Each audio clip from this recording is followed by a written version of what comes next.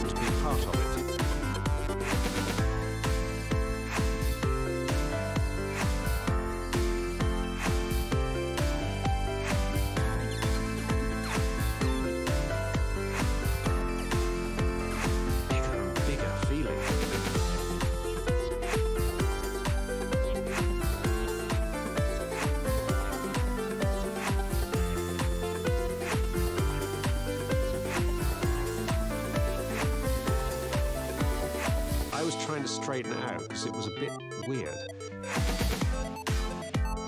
Bigger and bigger feeling. I was trying to straighten it out because it was a bit weird. Bigger and bigger feeling.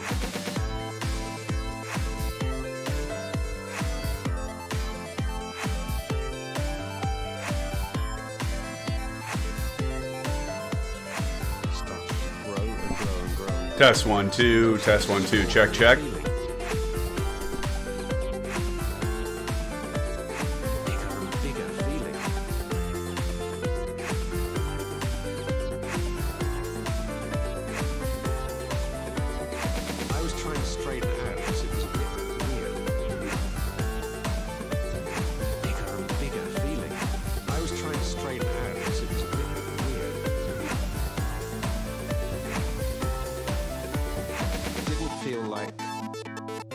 Sitting there playing, making decisions. I wasn't making any decisions, really. There was just this thing unfolding, and my fingers happened to be part of it.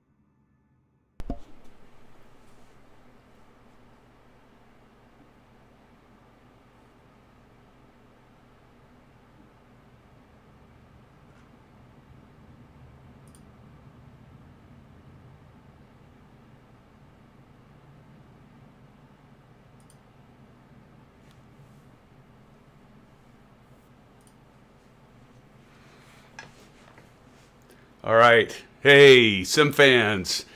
Good to see you. Welcome to the channel once again. Got some good content today. Hopefully you'll like what we're doing. For once, going to fly a different aircraft. I've been doing a lot of, as many of you have been following, have seen me flying the Piper Seminole, the twin engine aircraft. And so today I thought I would mix it up a little bit for all of you and instead fly a single engine complex aircraft by Carenado, the M40. Yeah, I just looking forward to this flight with all of you. And yeah, we'll kind of give you a quick preview of what we'll be doing today. So we're going to be taking off from San Diego International, and then we'll be doing a touch and go at Burbank Hollywood Airport, and then we'll do another touch and go at Santa Barbara and check out that scenery there, with us finally landing at San Jose International Airport. And all of these are payware sceneries by ORBX. They're all great, in my opinion, great payware sceneries. You can get all of these, by the way, through the sim market. So do check them out. Check out the screenshots. Maybe you may already have the software, but it's really nice software, and we'll get a chance to see that today. So again, we'll be, I think I said M20R, excuse me, Ovation by Carenado. So we'll be switching it up again with that aircraft. So with that in mind, though, I did configure, as you can see here, the Bravo Throttle Quadrant in a single complex configuration. So you notice I've got just the single throttle, the single for the propeller pitch, and then of course the mixture control. And so just have these 3 levers here that we'll be using today, not the full 6 levers that we did, of course, with the Piper Seminole that has a twin engine configuration on that. Now I have had some questions from some of you about, is there a particular order in that for your Bravo Throttle Quadrant? And there is suggested configurations for it. I have actually posted a video, so feel free to check that out. But yeah, you really can make it work however you need it to work. I think the biggest thing is there's a button here. You can't see it, but there's a red button for go around. If you're doing a configuration, you do want this on the far left, but really you can configure your simulator, as all of you know, to have the levers whatever you want them set at and configured at. So typically, I think the actual recommendation from Honeycomb in their booklet is you have these, I'm not sure, I think these are like a little closer together, but given I just wanted to leave my settings as is, I just pulled off the the secondary throttle, or 3 levers, I should say, pulled up the secondary throttle, the secondary prop pitch, and then the secondary mixture control. And as you can see here, there are these little rubber covers. That's kind of nice to just have those fit right in to the grooves where the access control goes, and then that covers it up and makes it look really, I think Honeycomb did a good job of just making that look like one unit, like this is actually made to be a single engine complex. So it's very configurable, and I think that is a nice thing. So Stephen Albro, hi, thank you for joining me. Appreciate it. Welcome to the channel. Do appreciate you joining me today, this afternoon. I actually live in Iowa, central Iowa, and yeah, it's gorgeous outside. Really nice day. It's sunny. I'm in an interior room. I got a new studio set up. We did some shuffling of rooms a couple weeks ago. And but welcome to the channel, Stephen. Great to have you here, friend. Sim fan, that's awesome. But yeah, so we'll jump in and get started. Just wanted to kind of give that overview quickly of the the Bravo Throttle Quadrant there. And I know I talk a lot about it because it should be talked about. It's a good piece of hardware, as many of you probably already have known or are waiting to know as soon as you get it. But with that, we'll just go ahead and we will jump right into our aircraft. So, all right, so to get started, I got so many windows open here. There we go. All right, so first things first, I better put on my headset, right, fans? I am, by the way, using Track IR. Look at it, what it does. So I've got a button that I just mapped to reset that, and oops, I forgot to save it. Hold on, give me 1 second. Apologize for this. Hopefully it's not making you too sick. Let me disable it so I'm not panning around there. Give me 1 sec. I'll get this taken care of, SimFans, pretty quickly here.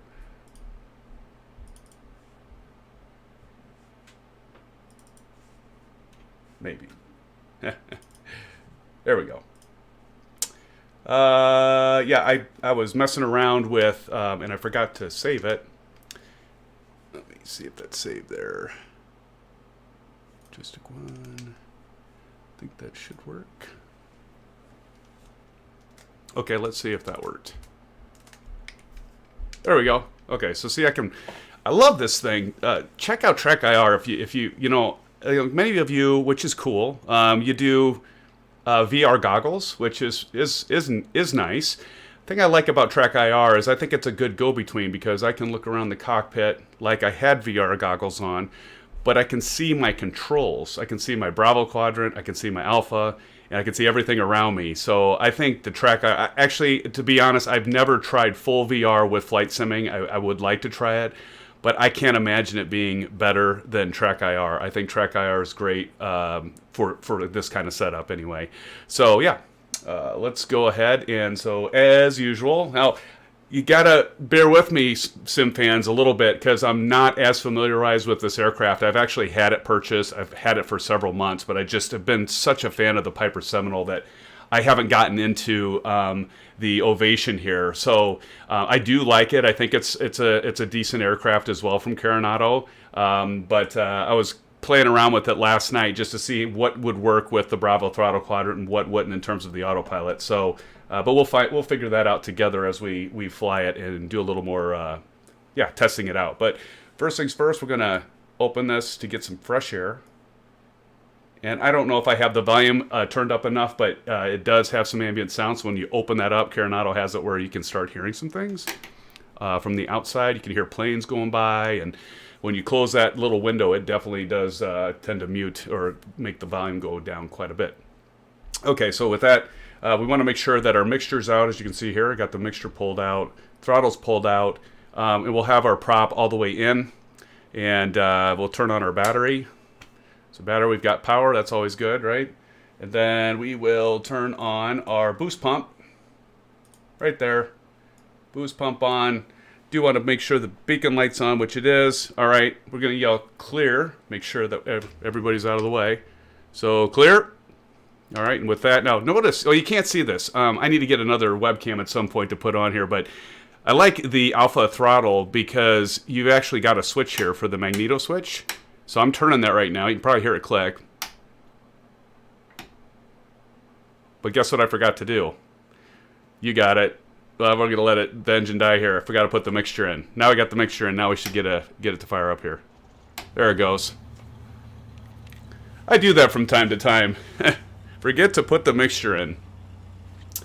Great sound, as you can tell. It has a decent sound to it. The aircraft, the engine.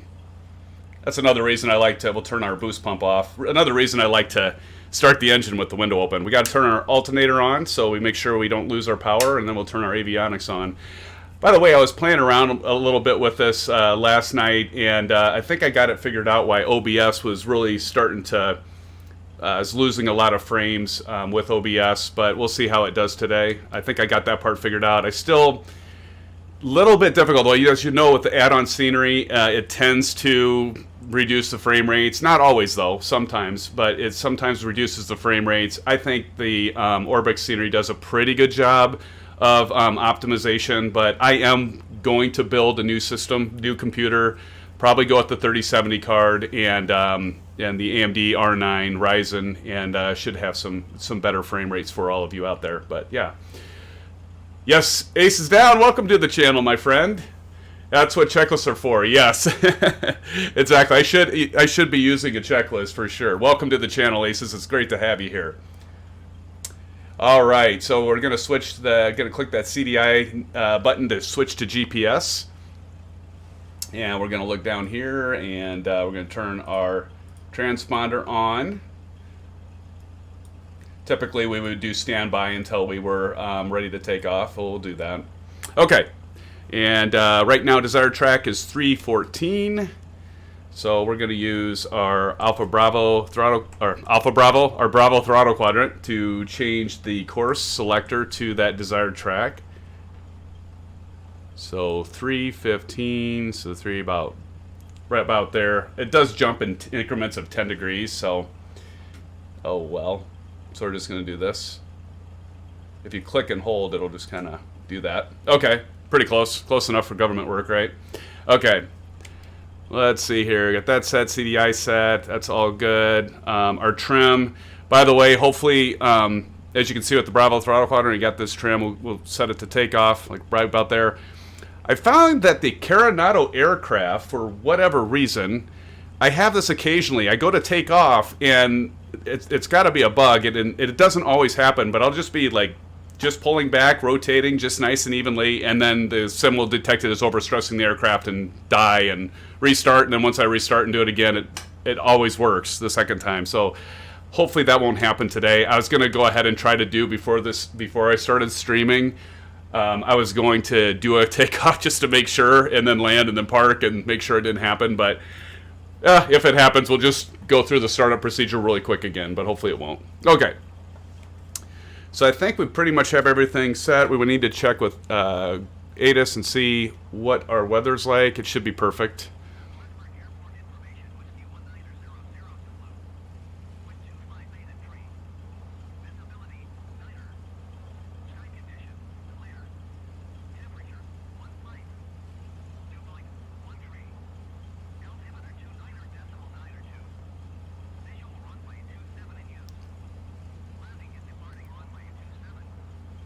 So runway 27. So what I usually do is I'd like to set my heading bug to that heading. So we'll do that. All right, Sim fans, I think we can go ahead and get started.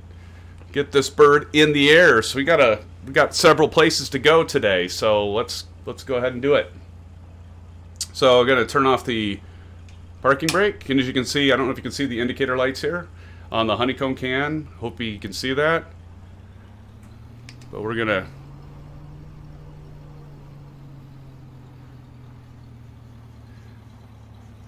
get ourselves oriented to get taken off here. Check our map.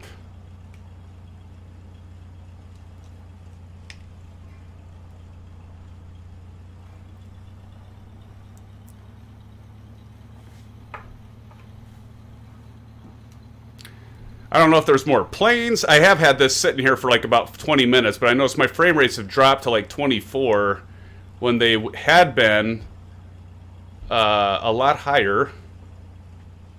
They were at like 32, so of course I'm looking right at the city too, so that's not going to help, is it? By the way, yeah, ORBX has done, I'm sorry, this isn't ORBX, this is LatinVFR. I apologize, I misspoke. This is actually LatinVFR scenery. They're not all ORBX. But yeah, they've done a good job with this, but they've hit the city, downtown area right over there, really did a good job with that.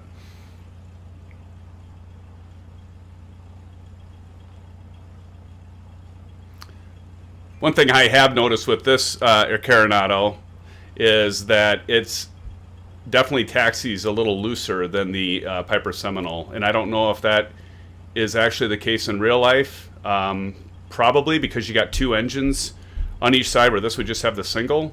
And we'll wait. We'll see if this guy will take off. We're gonna start here. We'll just pretend that ATC gave us clearance to take off from 27 at this spot. So we'll just pull up here to the hold short line, and then we'll turn on our parking brakes so we're not going out there. We'll watch this guy take off while he's doing, oops, sorry about that. Gosh, gotta remember to turn that off, but I'm gonna go ahead and close this so it's not so loud. I do like the sounds, Microsoft Flight Simulator, of the jets and the other aircraft. I think it's pretty realistic.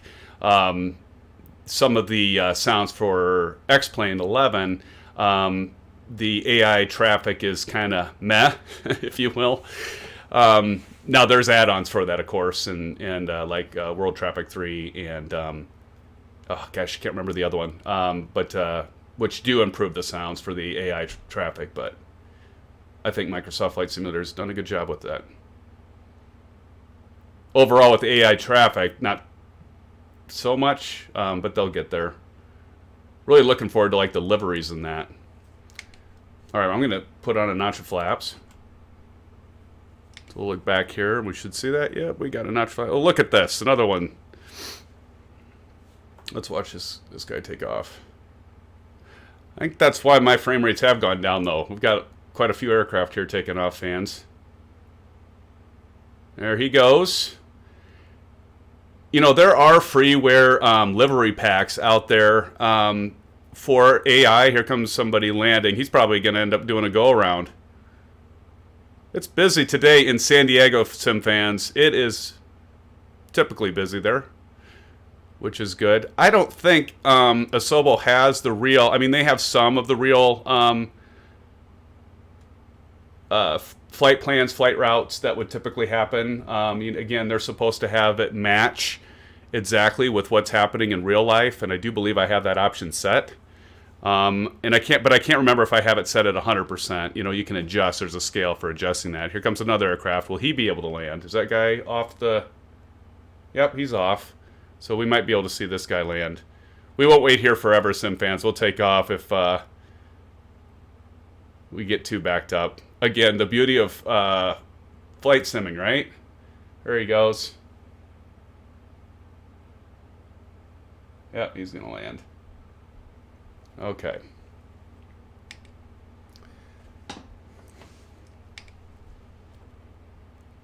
Should we go? Let's go. Let's do it. All right, so hopefully we won't overstress the airframe taking off here.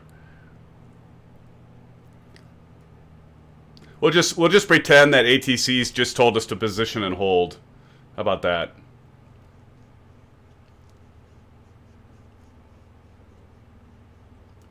Yeah, he's down there. Now, normally we wouldn't do this, right? Because he's on the runway, we wouldn't be taking off. But just so we can get going, we're going to take off here. All right, and we're going to just pull gradually back. Please don't crash. All right, put that landing gear up. We're good. The bug did not occur. Again, I think with these Carenado aircraft, and I don't know, tell me, SimFans, if you've experienced this, if you have these aircraft when you take off, that the flight simulator detects it as overstressing the aircraft. And I'm like, BS. I have not overstressed the aircraft. I've taken off a lot harder doing short takeoffs than I ever have with these aircraft. But it's still, I think it's a bug, but I don't know. We'll just say it is. All right, so climbing up, we're going to do a gradual right turn. We're over 400 feet, so I'm going to put up that notch of flaps that we used for takeoff. I got a treat for you SimFans here after we get to cruising altitude. And by the way, we're going to go 4,500 feet for this first leg.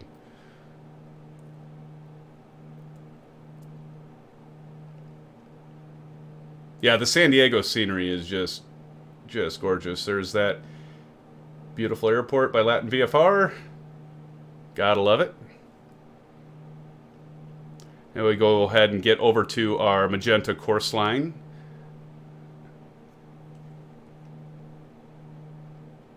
Pull a little bit of the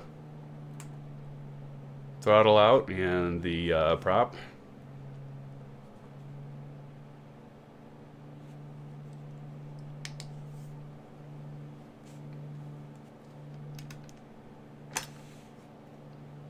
All right, we're almost intercepting that, so I'm going to hit the autopilot master switch, and then I'm also going to hit the nav switch.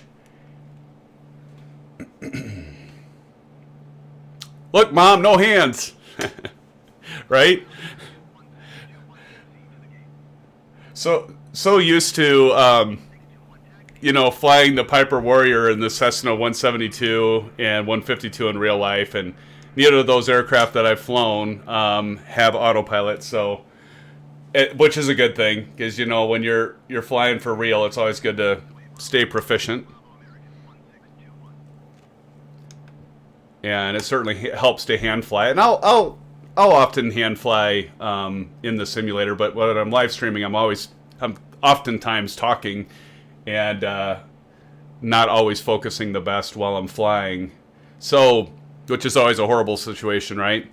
Right, Aces? You always should be... Number one thing, number one rule, fly the aircraft, right? Yeah, I had a live stream. It was a night live stream, and I was flying from Detroit, Michigan to Chicago O'Hare, and flying in, and I was demonstrating heading. And I did, I made a mistake. I was going to intercept the magenta course line, and we're almost at altitude at 4,500, so I'm just going to go ahead and hit the altitude button so it levels out here right about now. By the way, this aircraft, unlike the Piper Seminole, you can actually set your altitude right here, which is pretty nice. I should have mentioned that. So let's go ahead and set that to 4,500. and I haven't quite got it figured out with the Bravo throttle quadrant between the engage and arm.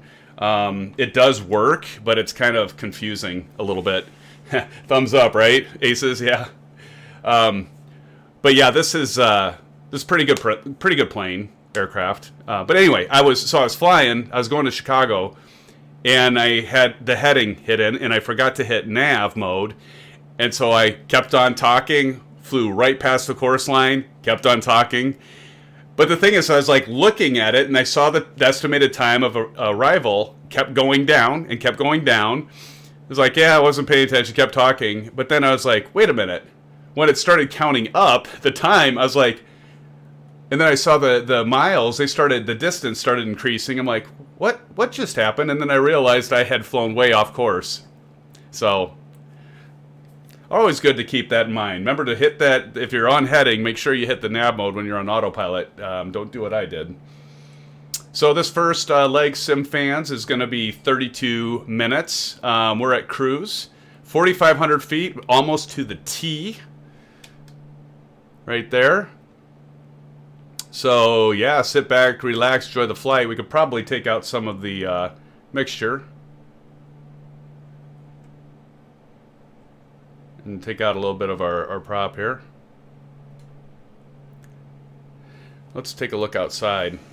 By the way, Aces, you saw this. I think I was mentioning, I don't know if you were here in time, but I was mentioning, I think I got it figured out when it was the 2D, but I got it figured out on how to fix it as long as everything looks all right if I'm not missing frames. But it had to do with the encoder settings for OBS. And so I was messing around with that last night. So now I should be okay with my frame rates for my webcam and the Bravo cam, and that should be fixed now. And I'm looking at my computer on the side where it's streaming, and it looks like we're fine now. So I felt pretty good. I figured that out last night because it was driving me nuts.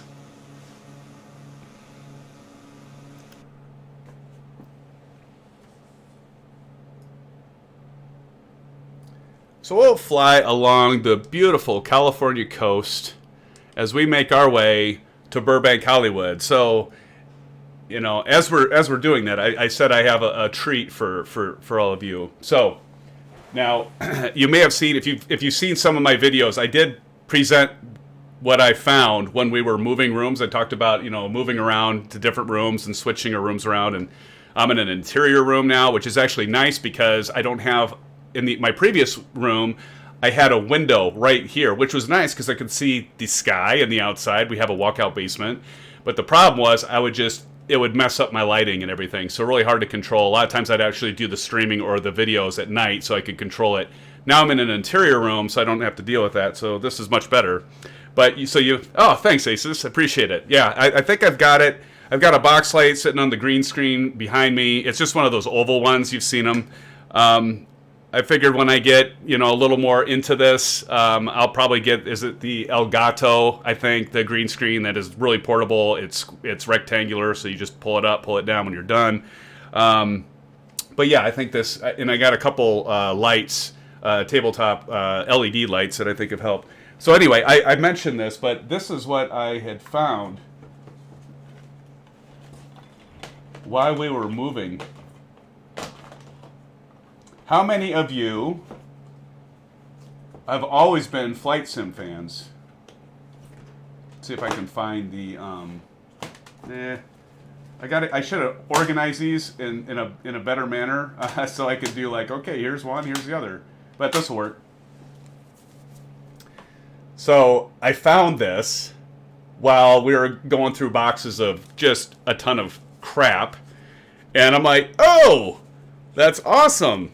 Remember when they came on just to see, you know, just the regular CDs, you know, and this had, if you played Flight Simulator 2004, which I think was probably up until now, well, FS10, you could argue, but that's when I really got into flight simming. It's 4 discs, it's 4 CDs, as you can maybe see, right? Four CDs. And I just thought that was kind of cool. I'm like, gosh, you know, that's with the Flight Simulator 2004, that's when I really, really got into tweaking. I mean, I always did simming Flight Simulator, but I this is when it really became, I think, to my recollection, when you started having like all these additional planes you could add, different scenery you could add. You could actually do some mesh things with terrain. And there was like, it really started having a lot of add-ons, because like before this, it was pretty much you bought the software and you got what you got, right? There wasn't much changing. It's like the old days of, you know, like when you buy a Nintendo game, right? Or NES game, it was a chip, you know, it was a PCB board with chip, and it was a cartridge that you plugged in, like this will date me, Atari 2600.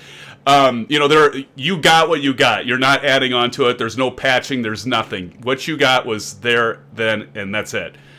And I remember that with 2004, that's when I really got into modding, and you could call it hacking. I'll call it modding, the simulator. So that's when I really got, I'll tell you, like modding sims, that's what I loved about X-Plane so much. That's as much fun as actually being in them and flying around, to me. Aces, wait, should load that up, record some, then do a side-by-side with 2020. Now that's a good idea, Aces. I might have to do that. That's not a bad idea. That, at the least, I'd be entertained. Thanks for the idea. I might do that, Aces. I appreciate that idea. And then, so then, of course, you know what I'm going to show now. Wait, is this the right time for this one? Let me see. Okay, yep, here we go. How about the Flight Simulator 10 Deluxe Edition? And now a lot of people still do fly in FS10. I don't know why. I mean, with 2020 being out, that we're flying on today, I don't know why. Well, I can tell why. People bought a ton of software and they have a lot of planes for it. That's why. But yeah, so let's see. How many discs was this? Now, these were DVDs. And I think it was disc 2, 2 DVDs. And so, Aces, maybe I need to do that.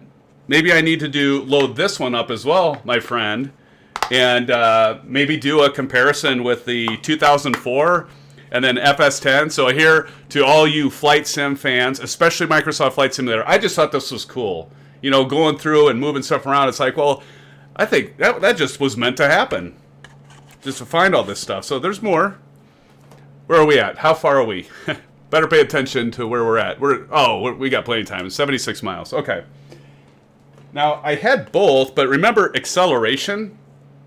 So that had like additional, you know, it was an expansion pack, and it had different missions and different planes, added helicopters. By the way, apparently there's an article. I know some of you like to do helicopters, and there's no helicopters in the sim. But apparently there is a freeware helicopter out there that a group had worked on and actually got it to work. I haven't tried it out yet, but you might want to Google it if you're interested. But it's freeware, so some developer is putting out freeware for the first helicopter you can actually fly in MSFS 2020. I haven't had a chance to check that out, but I saw that and I thought, wow, that sounded kind of neat. So I might have to check that out. But anyway, so so there's those. Hold on, we're not done.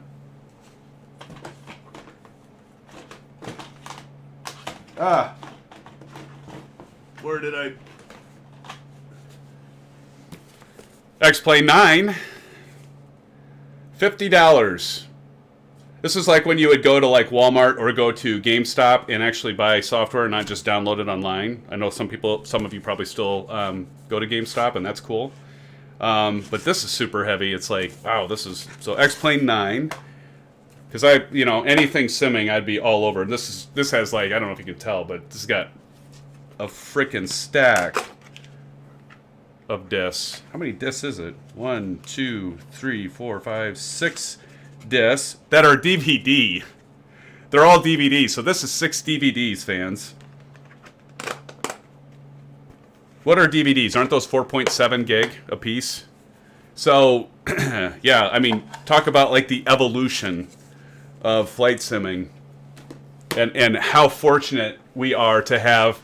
I am a Microsoft fan, I'm just going to say it, but, to have Azure and the technologies that we do today, so we don't have to install all this content up front before we can play it. Okay, so here's an add-on that I got for FS10. How many of you remember Flight 1? So I had ATR 72-500, and Flight 1, if I remember correctly, this was pretty much a study-level aircraft. It had the pneumatic systems, the electronic systems, all of it, mechanical, electrical, pretty cool. As would be, and everybody knows PMDG, right?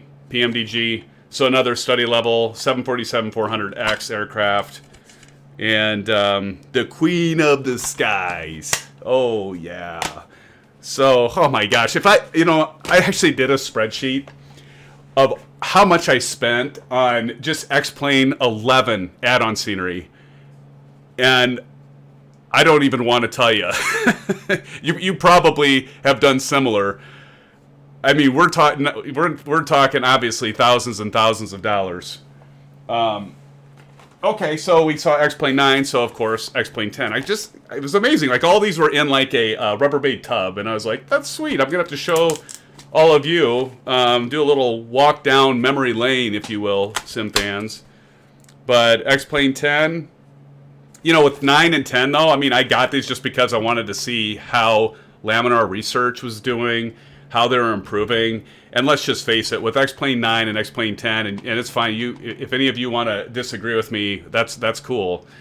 But they were not up to snuff compared to Microsoft Flight Simulator until, of course, 11 came out. And thank God for X-Plane 11. Because X-Plane 11, how many of you were like crushed when Microsoft said they were no longer going to develop? They were going to pull the cord on Microsoft Flight Simulator, and they were no longer going to develop newer versions. I'll be honest, I was crushed when I heard that. Because I'm like, well, I know X-Plane 10's still out there, and it's like, and they're still developing. Maybe they can step up. And fortunately, Laminar Research and Austin Meyer, they did step up with X-Plane 11, and they carried us through the drought for Microsoft Flight Simulator. So thank you, Austin and Laminar Research, because and they'll always have a special place in my heart. They still do. I still play, or sim, sorry, I use the word play. I still sim and fly in X-Plane 11 for my IFR flights. Ace is down. You say you might still have a copy of FS95 hanging around here somewhere. That would be awesome. That would be awesome, my friend. If you do, I might actually I was thinking about getting a Discord channel, maybe when I get a little bigger, if that ever happens. But thought about having a Discord channel for while streaming, Aces, I might just go ahead and do it. Doesn't matter. But do a Discord channel so all of you can post, chat together. Not that you can't hear, but post pictures in that on a Discord. So I might let me know if you think that's a good idea. I might set that up. But that'd be cool, Aces, to see that. It seems to me, I probably do as well. I have no idea. Maybe I did throw it away. I don't think I would ever throw anything like that away, though. Just the nostalgia of, even though I'm not going to install it, just to have it. Just to look at it and be like, oh yeah, I remember that. Let's take a look outside, SimFans. It's beautiful scenery. But no, I thought all of you would maybe enjoy that. I've got a few other things in here that NASCAR sim racing. Remember Papyrus? Oh, I love that. That was so awesome. I was so hooked on Papyrus NASCAR. I don't know if any of you have ever been on that tip, but how about Lock On? How many of you have done combat flight simming? Huge fan of that. Matter of fact, I got into computers because, and I think I might have mentioned this before, because of a game called Falcon 3 for the Commodore 64 128. I got into flight simming because of that. And computers because of that. How about 18 Wheels of Steel? 18 Wheels of Steel. All right, what else we got in here? I just have the box for the 18 Wheels of Steel. So, remember that? I was streaming. Well, I was doing a game stream of Call of Duty Warzone. Aces, you jumped in, and that was pretty cool. But I remember early on, you were online at this point, but I mentioned I was thinking about streaming American Truck Simulator, so that's like the current version of 18 Wheels of Steel. And one of the guys that was on there playing, he's like, "Really? People watch that?" I'm like, "Well, yeah." Just because you're not into simming doesn't mean the rest of us aren't. Might sound boring to you, but not to us. And how about? Well, this was just an add-on for airports, and I remember that was Aerosoft added-on for FS10, and then, of course, Rail Simulator. So, train simulator. So, again, as you can tell, I am a true sim fan. It isn't just flight, although my passion is for flight. But I'll tell you, sim fans, anything simming, anything trying to represent what it could be in the real world, but we can have fun on our computer sitting in our office. I mean, don't get me wrong, there's nothing like the real thing, right? I mean, I actually, was talking about NASCAR. I actually went on the Iowa Speedway, because I live in Iowa, and actually went through a 2-hour safety driving school, and then actually got a, not really race, but be on the track and race it as far as fast as I could go. And I think it was like, somebody just asked me like how fast I was, and I couldn't really remember exactly the top. But I think I was around 140 or 150 miles an hour, and I was passing some other cars that were on the track. But so it was a good time. So again, nothing beats the real thing, but that was fun. And of course, as aces, you can testify. It's fun to fly for real, right? Hey, TikTok Master, hello to you. Welcome to the channel, my friend. Thank you for joining us. Appreciate you coming along with our flight here today in Western California, flying along the coast, as you can see. Welcome, my friend. Welcome, welcome. But yeah, I thought that would be a fun thing to, grab those and just run through them and show all of you, walk down memory lane for The Sims. So we're 48 miles to our first stop, and we're just going to do a touch and go. I think, we got plenty of fuel. I'll try not to run out of fuel, aces. Like, remember the flight to Chicago? I was talking about that. And we were close. We were really close, but decided, let's demonstrate what you should really do. And Richard Petty experience. That's exactly right. That's what it was. Have you done that, aces? That's exactly what it was. It was a blast. Yeah, my in-laws got that for me for my birthday, and they all came out. And I was looking for there's a video of it. They had like a little camera on the dash. And they gave you, as part of it, you got this little SD card. It wasn't even micro SD. It was several years ago. And that was a blast. TikTok Master, you asked, what plane are you flying? I am flying the Carenado M20R Ovation. Go outside here. Take a look around. It's decent. It certainly is not a study level, but I do like that it has a better flight model than the built-in aircraft for Microsoft Flight Simulator, because I think they're just so-so. No, I mean, I'll look around the air. Actually, I'll use Track IR.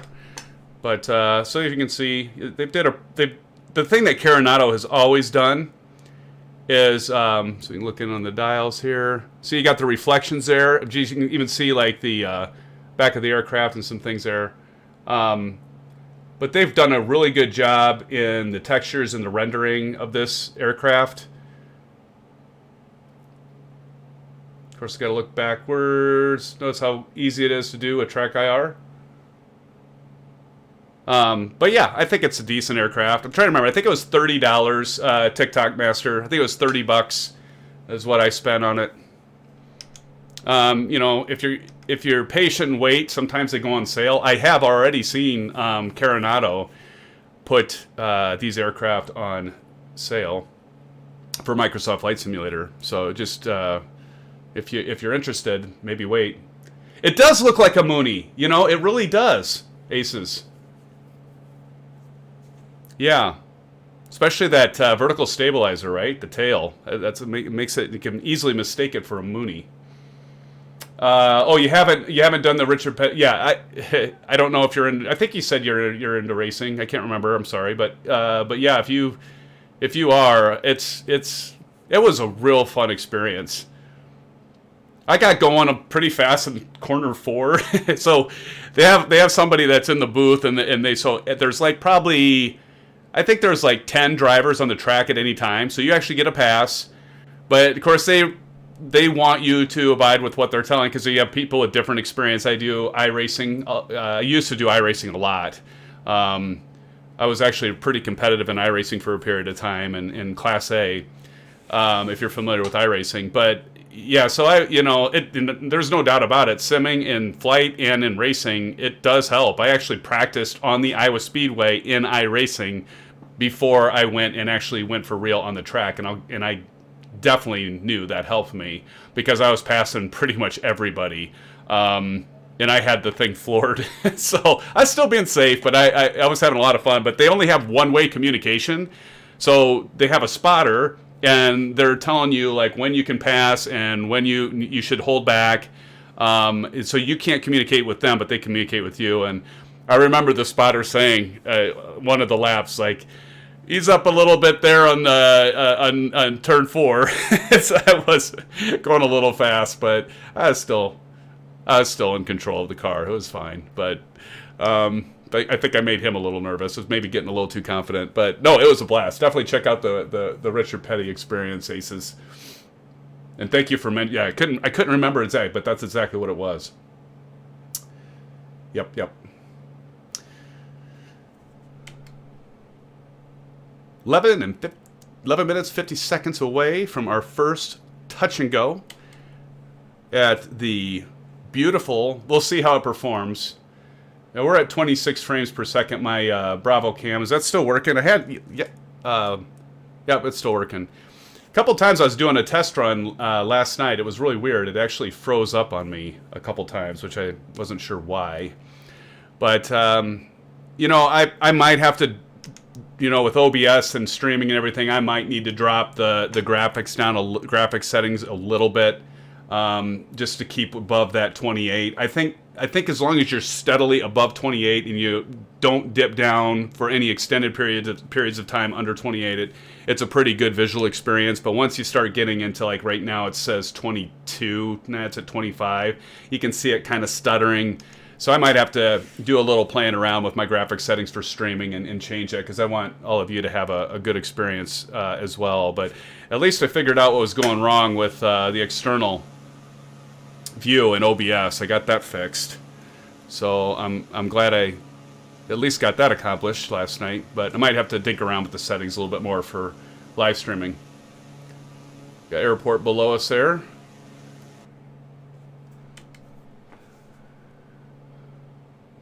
KSLI.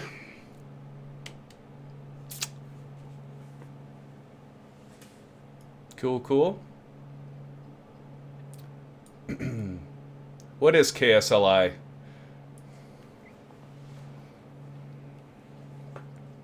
Probably could just click on the GPS for nearest airport and find out.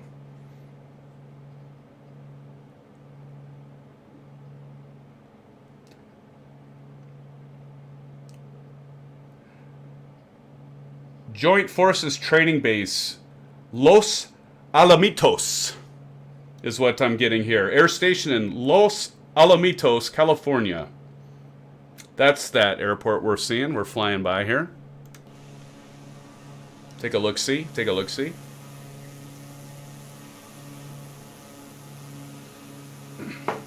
I just love the fact that we can fly over real satellite imagery. Like if we were to fly in real life and we were viewing this direction, that's what we would be seeing.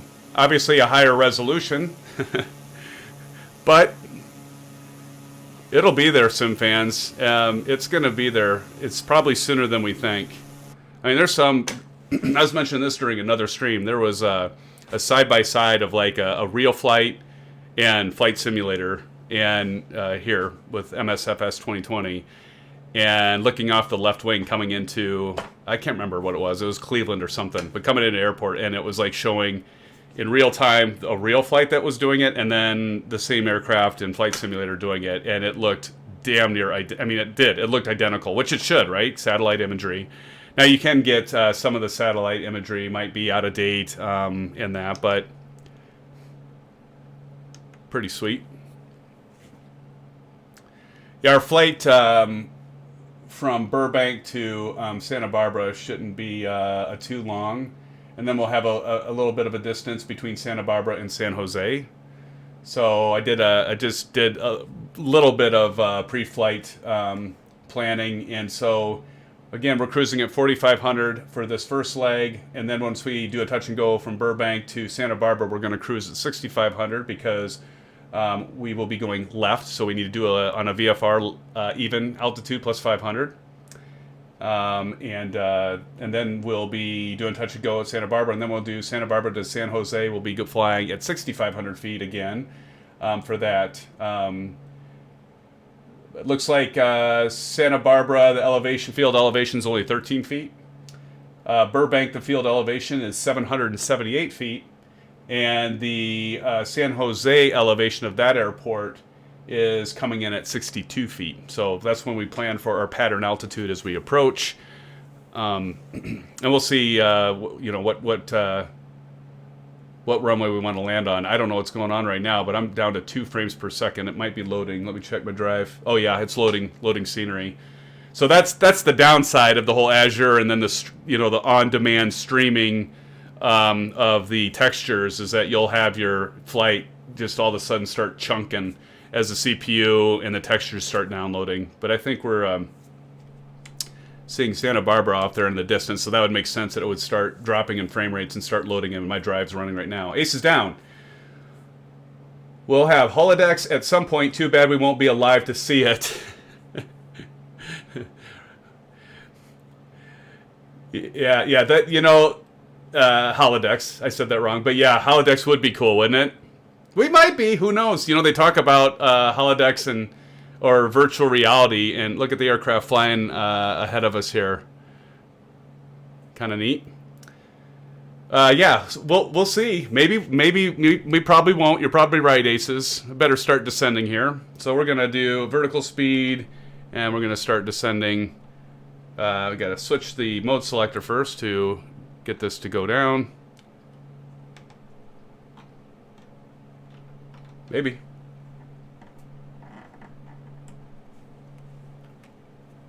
Head on the wrong selector.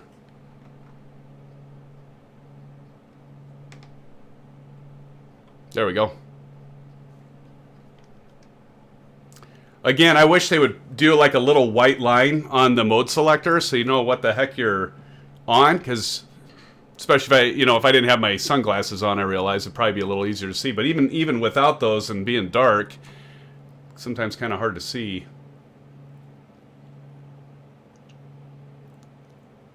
So 5 minutes, we gotta lose, what did we say? Oh, 800, so we need to be at 1800. Probably don't need to be this aggressive.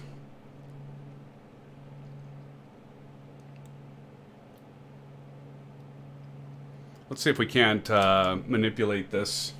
Since we have it, let's go ahead and put this at 1800 feet. And then I am going to arm that.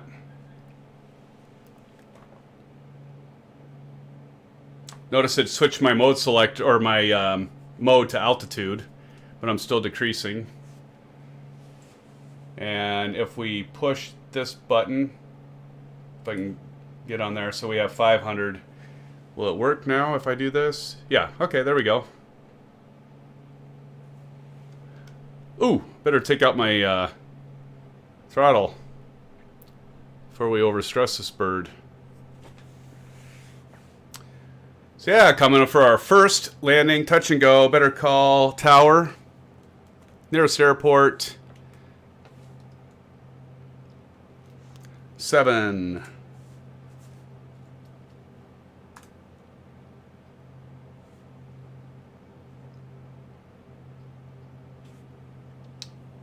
We have to get over that first there.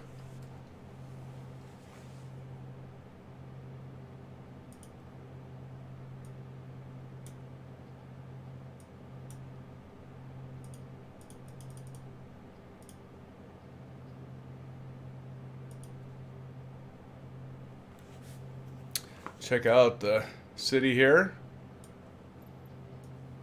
Looking pretty good. Touch and go. Long Beach Tower, November 40, Mike Quebec is 15 miles north with Oscar touch and go. November 40, Mike Quebec, Long Beach Tower. Fly left downwind, runway 30. Altimeter 29.9, wind 257 at tree. I didn't do so good on that descent profile. I was talking too long. I wasn't paying attention. All right, so runway 30. So we need to get our heading indicator on 30. There we go. So we'll be pretty much flying straight in as we, yeah. Ace says you arm the altitude, but is it activated much faster than 500 feet a minute right now? Yes, sir. Certainly. Southwest 309er, exit runway when able.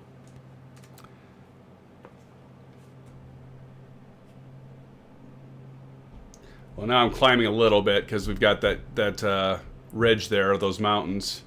So we fly over that. We'll be getting to our airport here. So we're going to be flying pretty much straight in. Yeah, I definitely descended. I messed up that descent profile for sure, SimFans. No doubt about it. But yeah, we need to get down to 1800.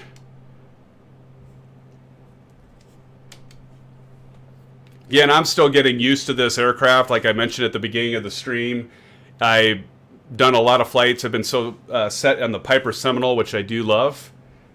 Now we can probably start descending again here. Oop. But I do love that, SimFans. It is a great aircraft. But this one I'm having fun with. I just don't, it's obvious, you can tell, I am not familiarized enough with, but I'll get there. So there's Burbank right ahead of us, fans. Right now we're at 23 to 25 frames per second. So again, we probably should start slowing this aircraft.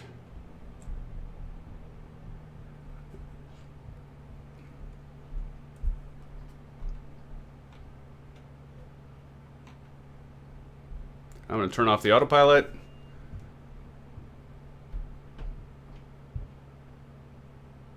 You know, it's kind of like that side slip. We'll just do some side slip to a landing. So I'm pulling full right rudder with left aileron. Take out some of that airspeed. So you see that airspeed indicator dropping? Just so we can get better set up for our speed here and get the landing gear down. Aces, how about gumps check, right? Gas, undercarriage, mixture, full, prop full, safety. We'll pretend I have a seatbelt on.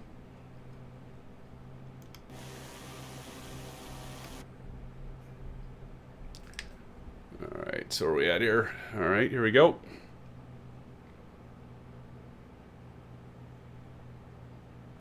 So we're about at pattern altitude level, so we're going to keep descending because we're kind of coming in straight here. Put in some trim.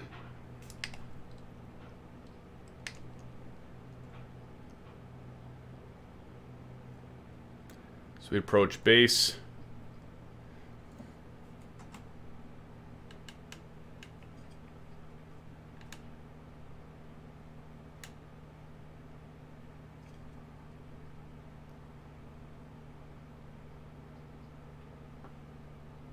A little low.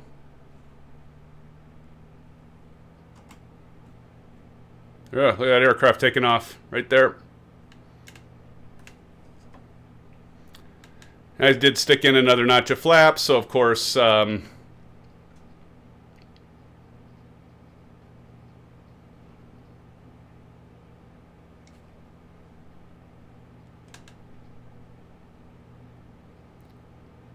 the way, I realize I'm not landing on 3-0, but that's okay. Again, simming. All right, so here we come. So I'll land on 2-6 instead. All right, Aces, sounds good, buddy. They pull that throttle all the way out as we approach the threshold. Round out. So we're rounding out. Lose a little bit of rudder. Keep that nose straight. Keep that nose up. Floating a little bit. There we go. All right, full throttle. Got to take up our flaps. There we go. Take out some of that trim. Make sure we're not going crazy. Positive rate of climb. Gear up. And that's it.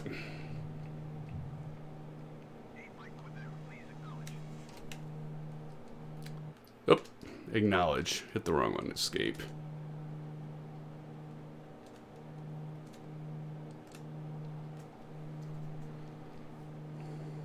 All right. So on to Santa Barbara, SimFans.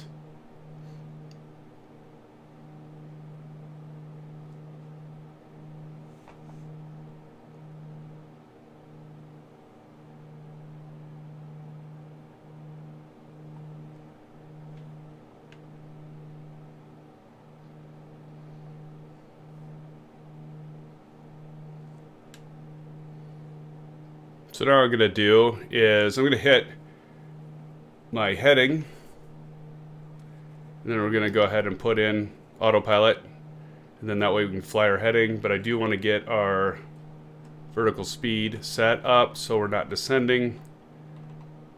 So we'll just climb out at, let's do 800 feet per minute, and then that'll allow us to just kind of cruise on up, and then we can get our GPS all set up for this next leg. So to do that, we're just going to go and do direct. We're going to hit our button here, and we're going to put in K.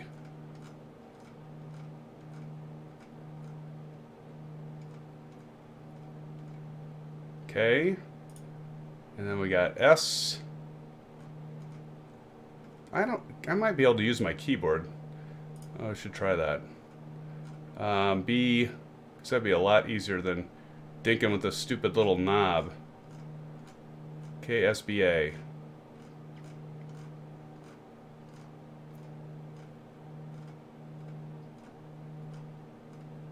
B, and there we go. Santa Barbara.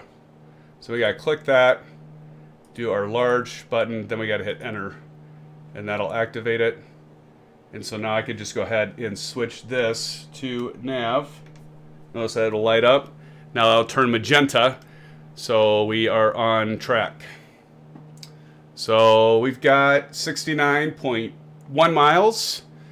It won't take the full 24.5 minutes here, SimFans, to get there. We're just because we're climbing out of course. So it might be kind of close though, because we usually trim out when we get to our cruise altitude. So we're going to go 6,500. So let's get that set. Let's see if I can make this work. So I push this. Here, I'm going to do something, SimFans. Let's go down and get over there so it's a little easier to push this button. And we're going to go 6,500 feet. We got vertical, so now I'm going to hit arm. And then we're going to switch to our vertical speed. Now drop to 500. If I do this, we can still climb at 800. Okay, that makes sense. It works. It works. We're fine.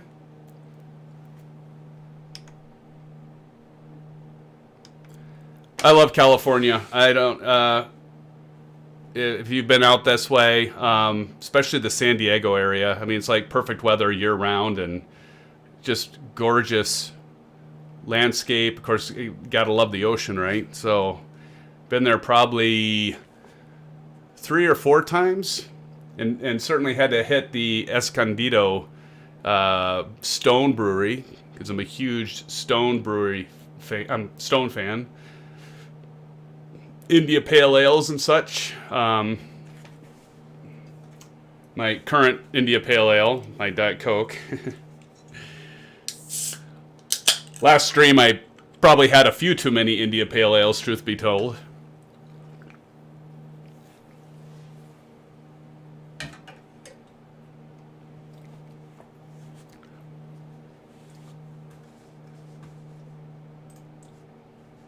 So So by the way, if you do like the content and you haven't already, please smash that like up button, the thumbs up button if you would greatly appreciate that. And if you haven't subscribed and you like the channel, do check out my other videos. Please subscribe. Love to have you in the SimFans Club. But yeah, I do appreciate, I see a couple and I've seen 3 or 4 coming in and out. So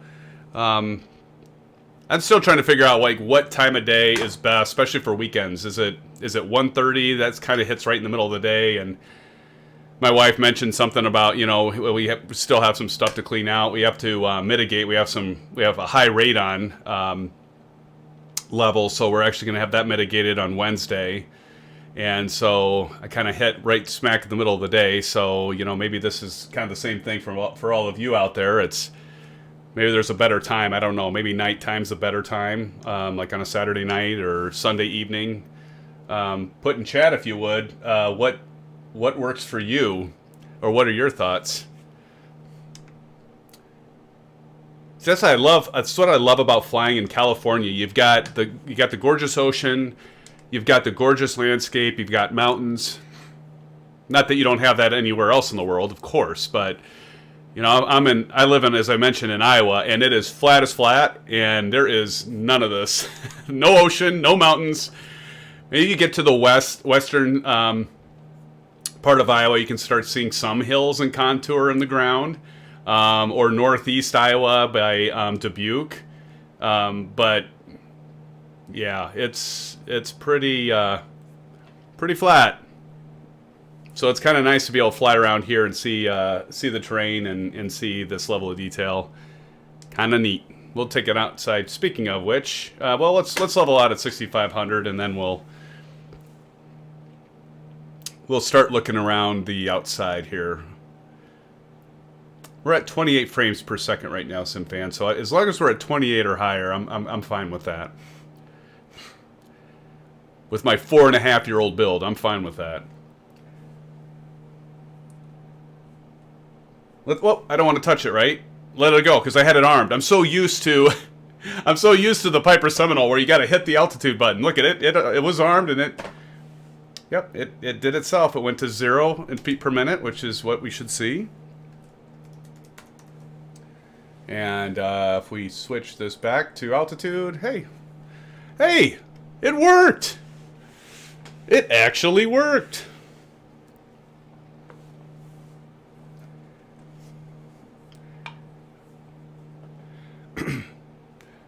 Thinking about doing a live stream, probably not this weekend, but you know, maybe during the week, switching over to X-Plane 11 and doing the Zibo 737-800 and doing a true IFR flight. I've got something that's called PAC-X, which is a passenger simulator or add-on to the simulator. So you have, and you can run it with Flight Sim, but I just don't do the commercial aircraft yet here. Soon will be though. Once Just Flight, is it Just Flight or Aerosoft that gets the CRJ out? And so definitely looking forward to that. As well as, of course, the Piper Aero 3, right? That will be amazing. We can take some of the throttle and mixture out here. All right, let's go ahead and go outside and let's take a look at this beautiful terrain here in California. We're getting 35 frames per second right now, SimFans. Hey, we can live with that, right? Look at those houses down there. The other thing that's cool is, you know, like with X-Plane, you'd always have like the tiles, and you'd have kind of the pattern look. Although if you did ortho for XP, you'd get this. I just like the fact that it'll stream it, and I don't have to download gigs and gigs of data, satellite data, and terrain mesh to get it. I can just fly and let it load.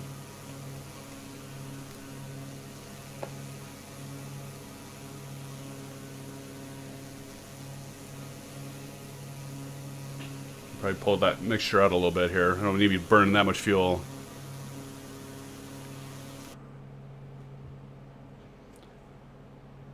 Yeah.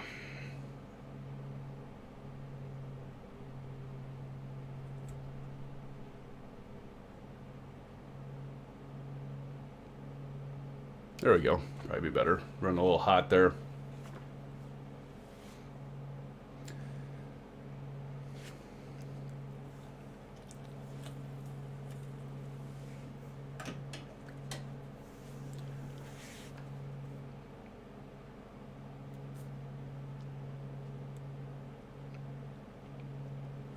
Oh, I forgot to set the course line. Desired track 267. Let's do that.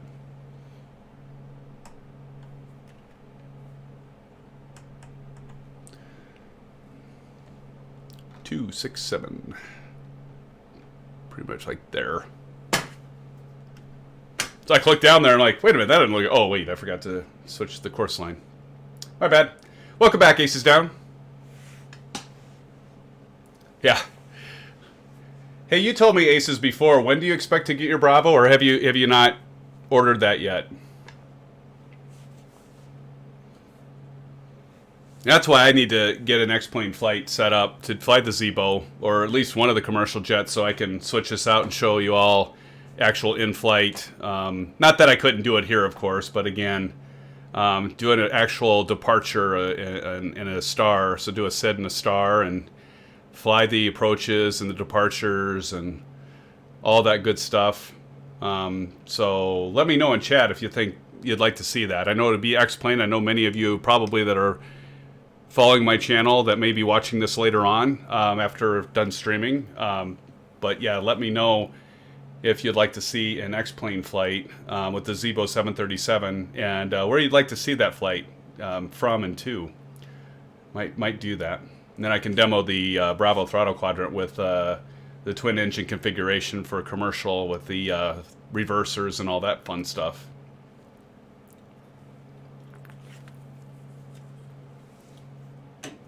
Be fun. We'll kick in some tunes.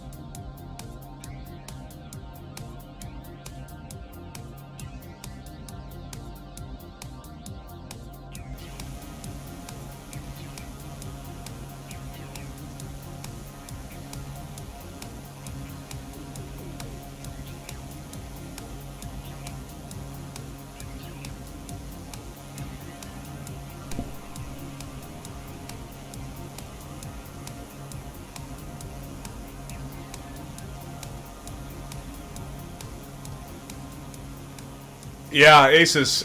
That's great. I'll plan on doing that, buddy. I'll plan on getting a flight set up sometime for X-Plane 11. That's great. Thanks for that feedback.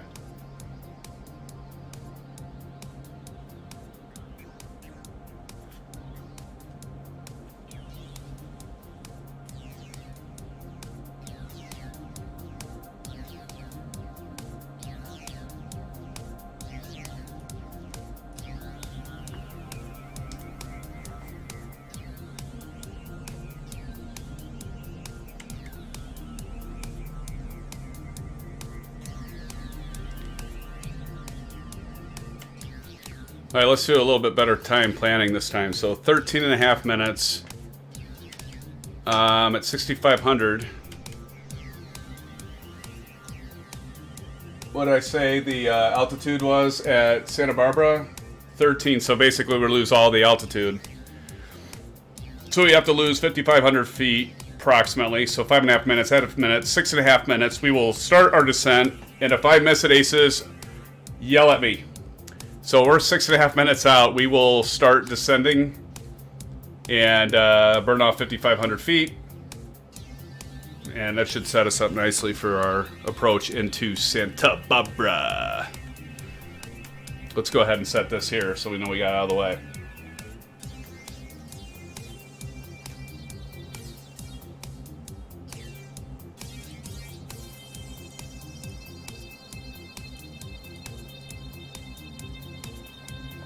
There we go. We're already ready. Ready to rock and roll this bird down into Santa Barbara. Had a pretty decent touch and go there, Aces. I think you missed it, but had a pretty good touch and go in Burbank. You know, I didn't get the trim out for nose up like I should have. Put all the power in, the thing took right back off, but I think for the most part was good. I don't know, rest of you, let me know what you think. Certainly not my best. I won't say that. I won't say it was my best.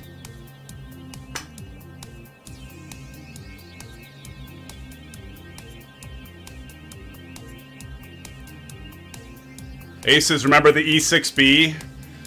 I'll tell you what, I've got this, just a mobile GPS I can put right on the yoke when flying in real life, and it's just so nice. I mean, it's always good to always have a backup, right? Know where you're at in case it goes down, but God, I love it.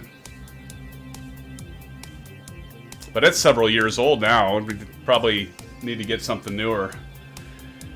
It's just so nice you can have everything right there like we do when we're simming, right? Or people have iPads and you just have the FlightAware or any of the other software that you can have with that. Piece of cake. All at the fingertips. It's no longer just a commercial flights now. You can bring your own glass cockpit on board. Oh yeah. Yep. I do too, buddy. Still have the E6B. Yes, sir.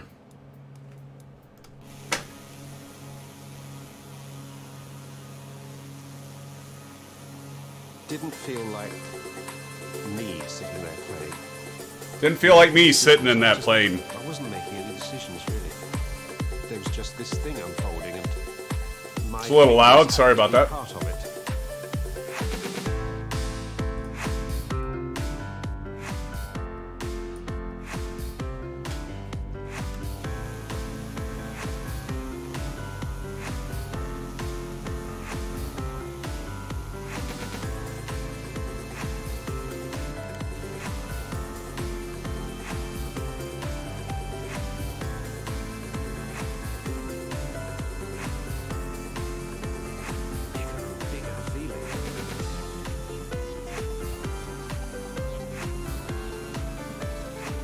Something we can't do in real flight, right?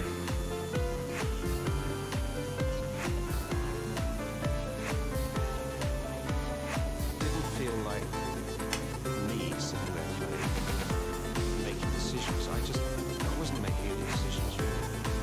There was just this thing unfolding, and my fingers happened to be part of it.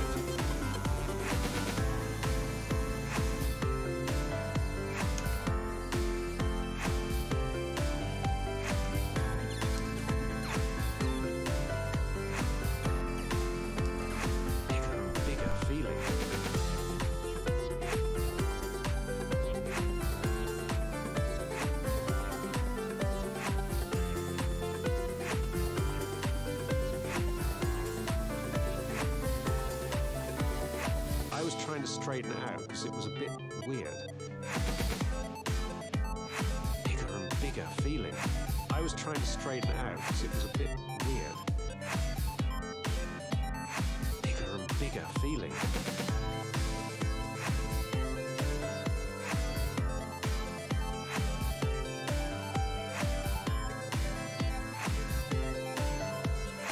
Started to grow and grow and grow and grow. It was the most extraordinary feeling. Bigger and bigger feeling.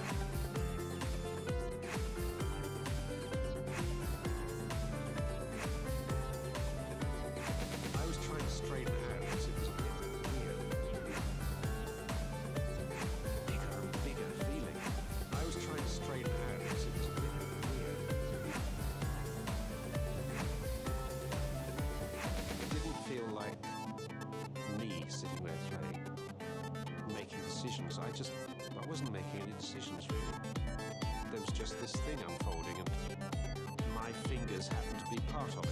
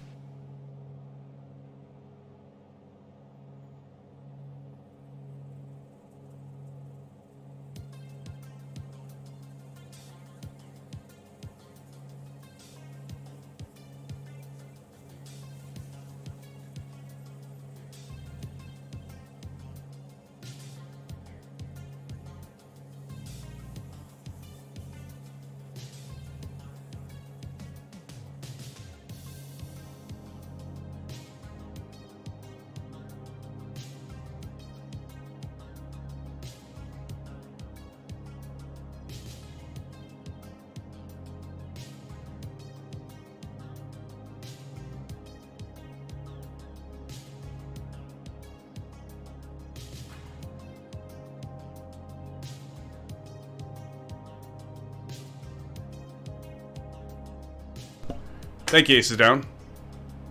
I had muted my microphone and didn't realize it. Thank you.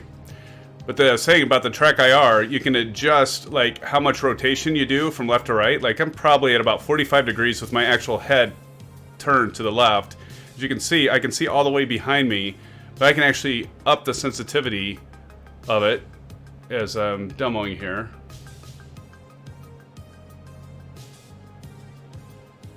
And up, down, and then you go forward as you saw, kind of back and forth and up. Can sit up and see ahead of me.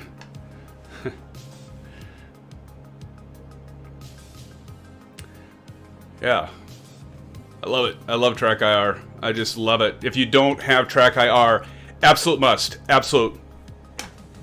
Gotta have it. Don't be without track IR. I mean, for what it is, it's kind of pricey, but it's well worth it.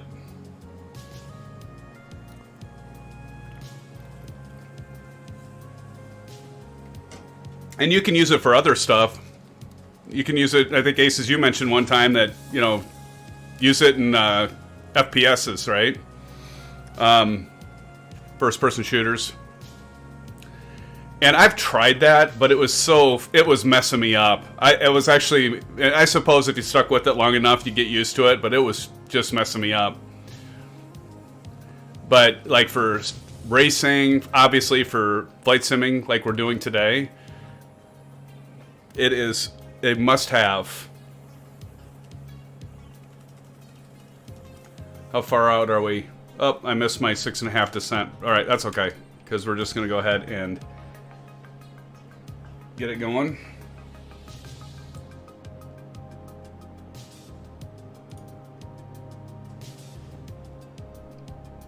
Ah, dang it. Vertical speed, Darren, vertical speed. There we go. So we're just going to put it at 1200. I am going to pull some throttle out. What were we at? We were at ground speed about 172 maybe. That's the thing, when you're flying, you want to also, the nice thing about the GPS is you can keep an eye on that. Know what your ground speed is, so while you're taking your throttle out, your airspeed indicator, as you gain altitude and decrease altitude, your air indicated speed is not always going to match up with your ground speed. So it's kind of nice to have that. So yeah, like about 3 minutes we have, yeah. We're at 5,700, so we'll be fine. Might drop it another couple here.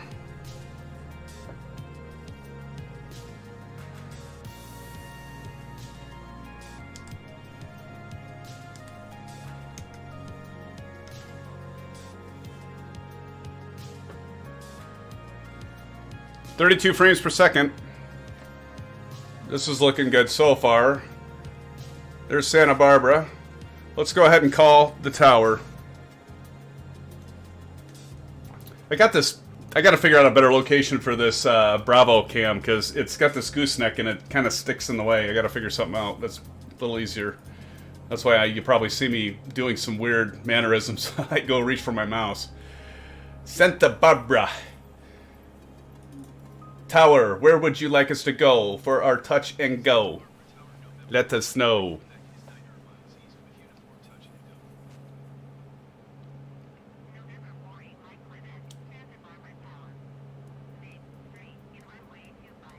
Straight.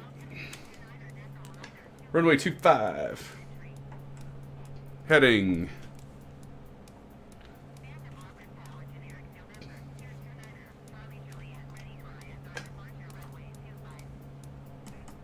Oh, they're ready for departure in 25.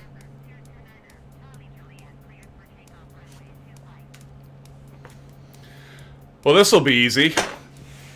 Straight in. Aces, you say, I've been trying Smooth Track. It runs on Android or iOS and does head tracking via... Oh, you know what? I've heard of that. A little harder to set up and configure, but it's only $10. That's awesome. Well, good. Thanks for throwing that out there so others can see that. I've heard of that. That's pretty cool. Is it pretty sensitive? I mean, does it pick up, like, what I was doing, demonstrating there left and right? Does it do a pretty good job of that? Oh, we better get a stereo cockpit here, fans. So let's turn the music off for now. All right, so I'm going to take the...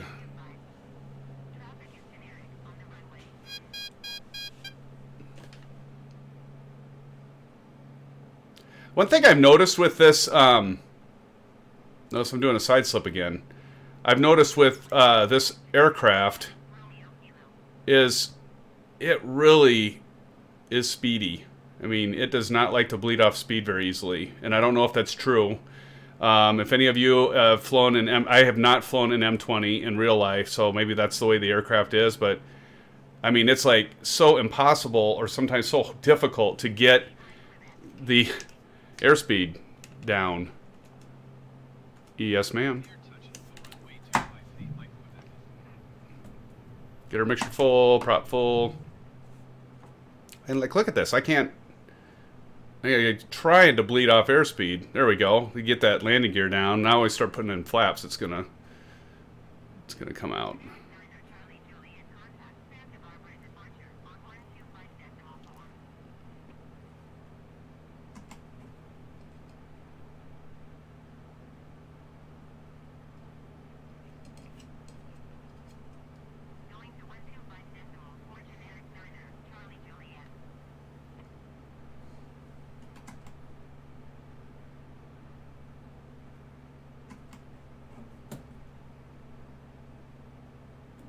I'm just gonna take the power out now. This thing just never wants to like lose airspeed. I was part of the Alpha group, and I know earlier on that was something that was fixed. But yeah, the Carenado, it just, well, this plane anyway just wants to keep going, and maybe that's how it is in real life. I don't know. There we go. Land. Take some of that trim out. Put her.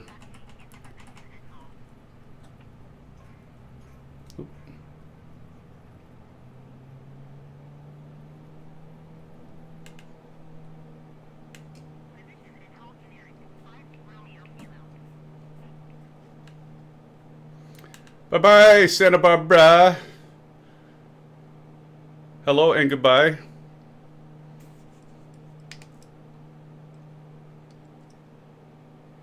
How are the frame rates doing for all of you? It looks like I'm at 23 right now.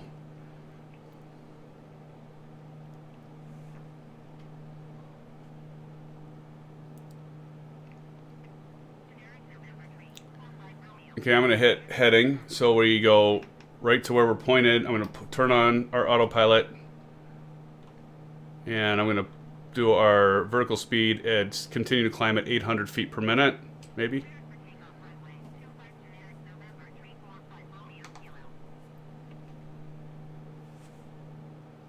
There we go. It was a little squirrely there, but I think we're good now. Make sure it stabilizes and we're good to go, so we can start plugging in the GPS for our last leg onto San Jose. By the way, I just purchased that scenery last night and installed it. And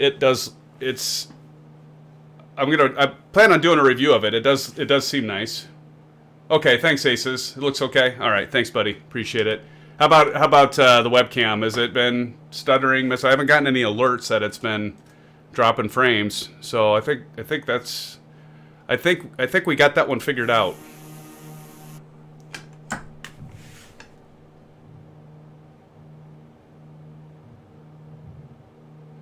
Y'all didn't notice that, did you?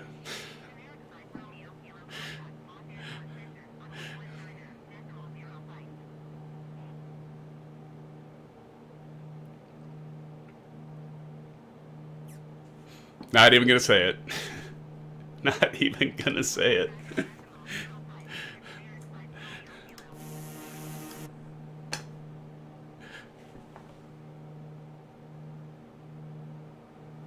Good.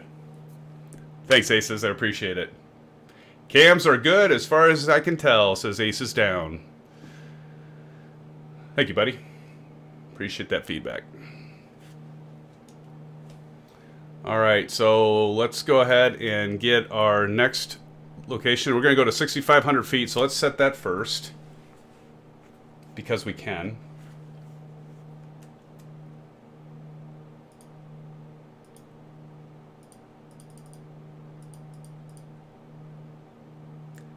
And let me see. Let me switch this to altitude. Let's see if I can get this to work. I tried it last night.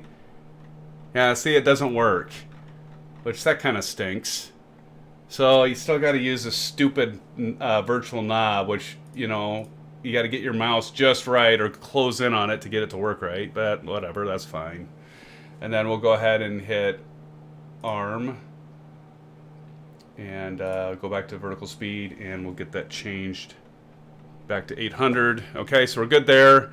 And then we need to get our GPS, of course, set to our next stop.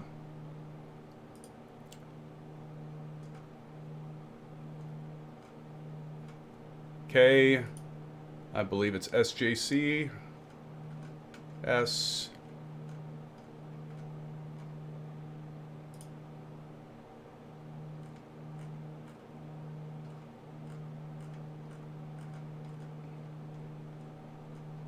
JC. Boom, boom, boom, boom, boom. Desired track 320.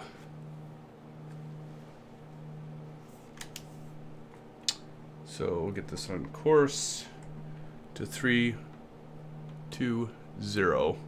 And we need to get our heading changed so we can intercept that baby.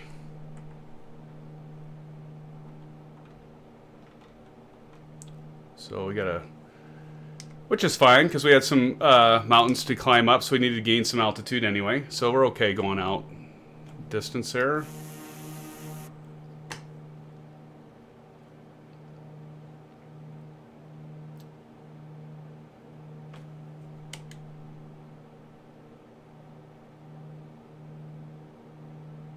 One hour, 9 minutes.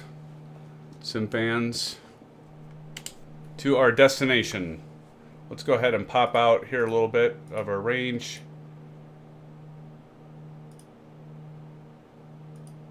There's our, finally, our line. We can see it. Yeah, so we just flew out on the ocean so we could gain some altitude to get over these mountains, which we knew was going to happen.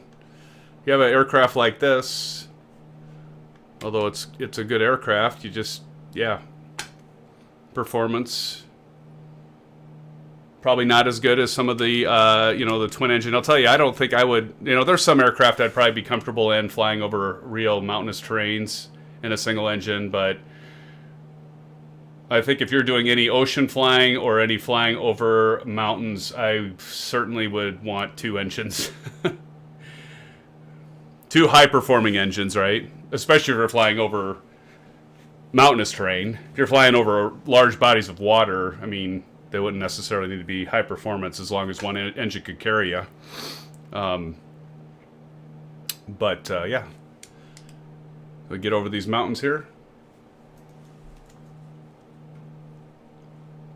And let's go ahead and kick back on the tunes.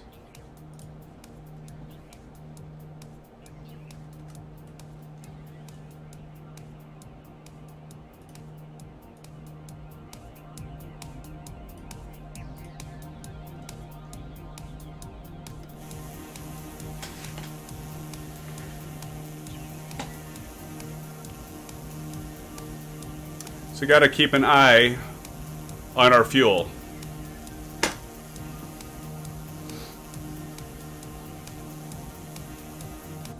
It should be okay.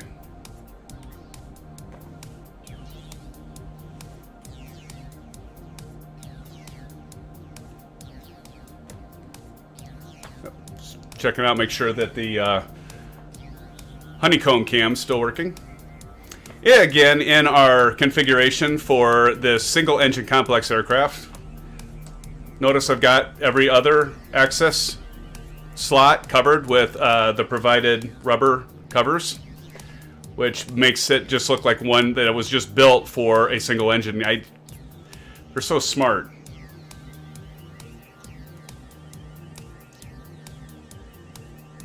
Notice what? You noticed.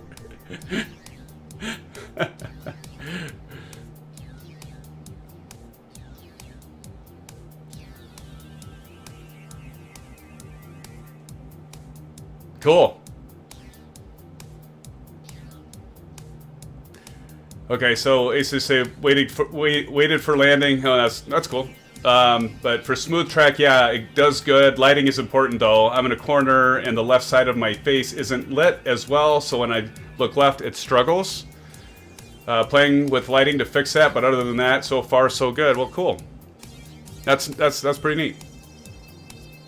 Check out if you want some better lighting. I'm trying to remember the name of it. Let me look it up.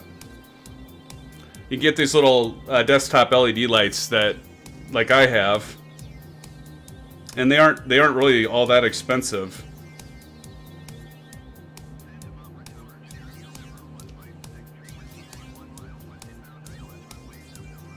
See what it is again. It's Newer, NEEWER, video conference lighting. And that's what I got a box of 3. I'm only using 2 on both sides. So like you said there, Aces, if you look one direction, it doesn't have the lighting on one side of your face as much, but you can put 2 just on your desktop. And I think you can get them. I got 3 of them on sale for like $40, and I think you sometimes can get the 2. There's a pack of 2, and I want to say that's $40, I think, but you can get those on. I've seen those on sale as well. Like I said, I got 3 of them for $40, so definitely be cheaper than buying a Track IR. I don't remember what those are anymore. I got mine like years and years ago. This is the Track IR, I think 4. I think they're at 5.1 or something like that.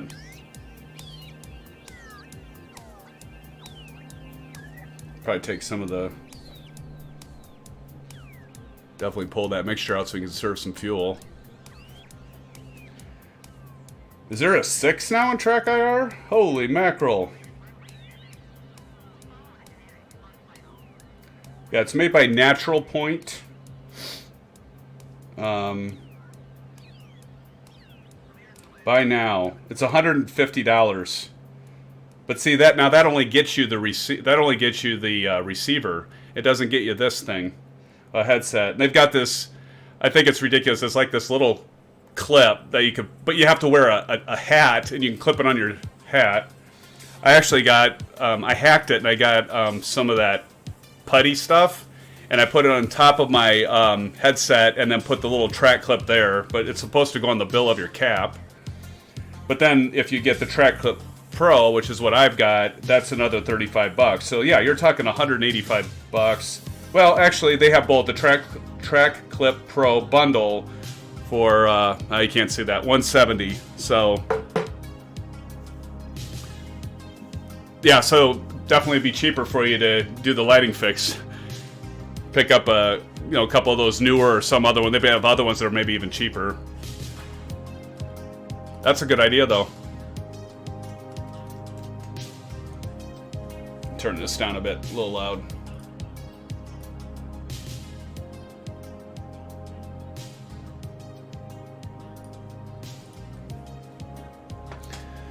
But welcome. Hey, thank you all for smashing the thumbs up button. I love that you're loving the content and the live stream here this afternoon. When it comes to a choice of flying and live streaming, I do know there are other options out there. So I want to thank you for flying with SimFanatic today. Sit back, relax, maybe throw you back a virtual beer. Welcome to the channel.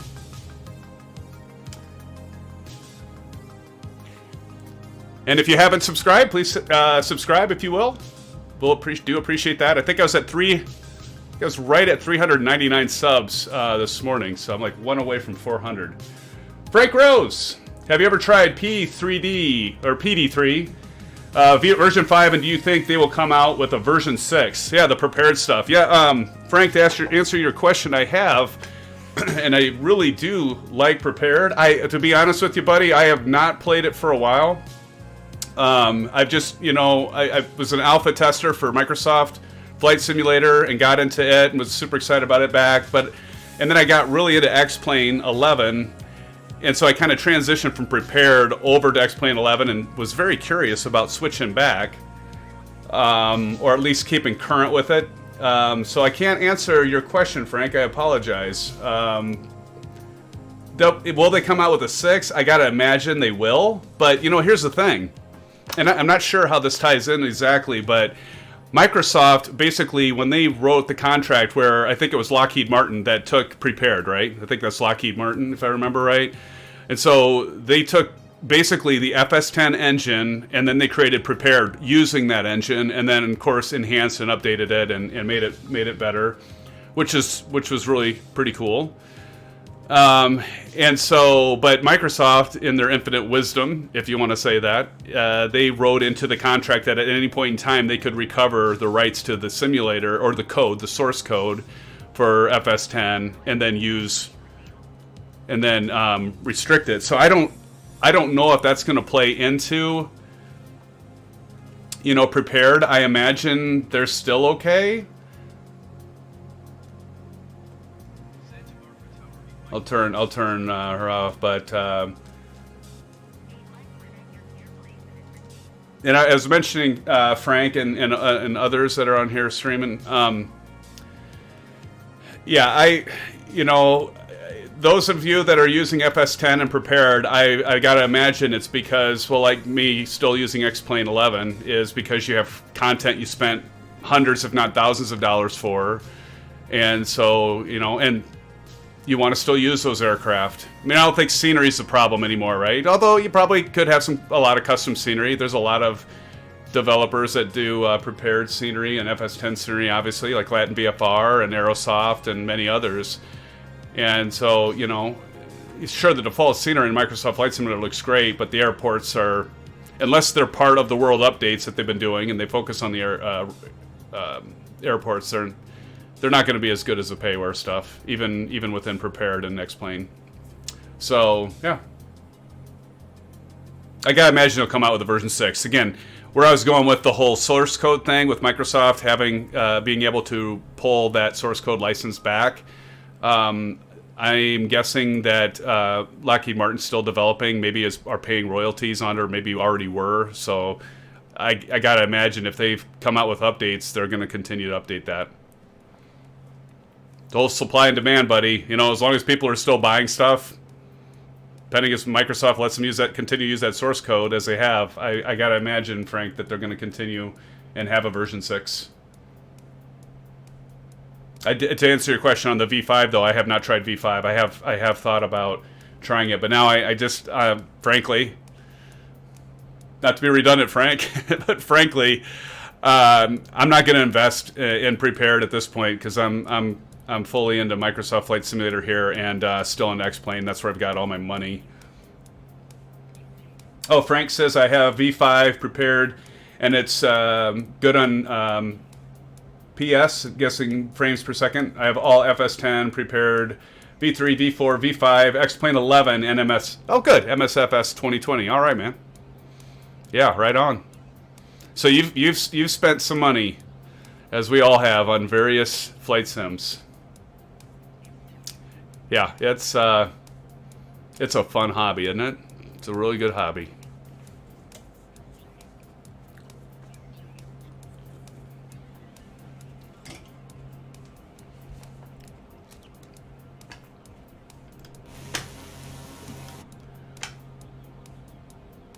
So, Frank, what would you say?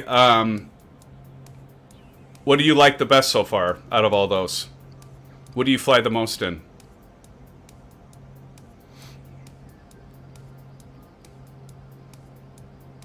Because we all have our likes and dislikes of all the sims. I mean, I'm not going to sit here and say Microsoft Flight Simulator 2020 is perfect. It is not. But what I do think is great about it is obviously the scenery. That goes without saying. But I love that Asobo continuously updates it. There are some minor adjustments or updates that are going to come out with this next time, and if you check out my weekly top 5 announcements I do on Sundays, or I try to do on Sundays, every Sunday of the week, it's you know, they push back the... What just happened?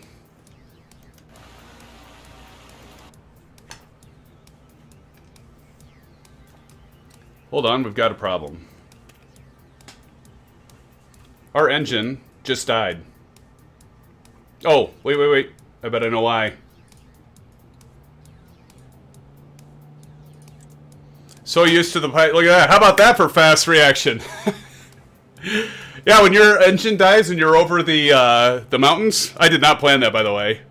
Just talking and not switching my fuel tanks. Again, I'm not used to this aircraft. I been used to the Piper Seminole, which has cross-feed tanks on it, I believe, and we ran out of gas on our left wing, fans. That's what it was. I heard that engine kill. I was like, wait a minute, we got a problem here. We got a problem, Houston. We're all right. We're fine.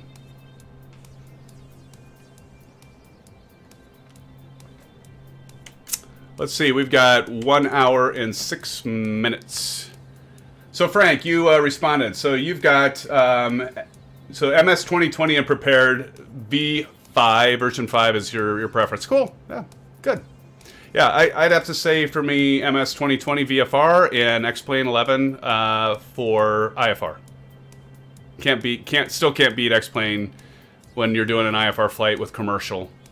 I still think there's cool IFR in Microsoft Flight Simulator, but they still, flight management computers and GPS is still pretty, well, it needs some further development as well, and they'll get it, they'll do it. They're working on it.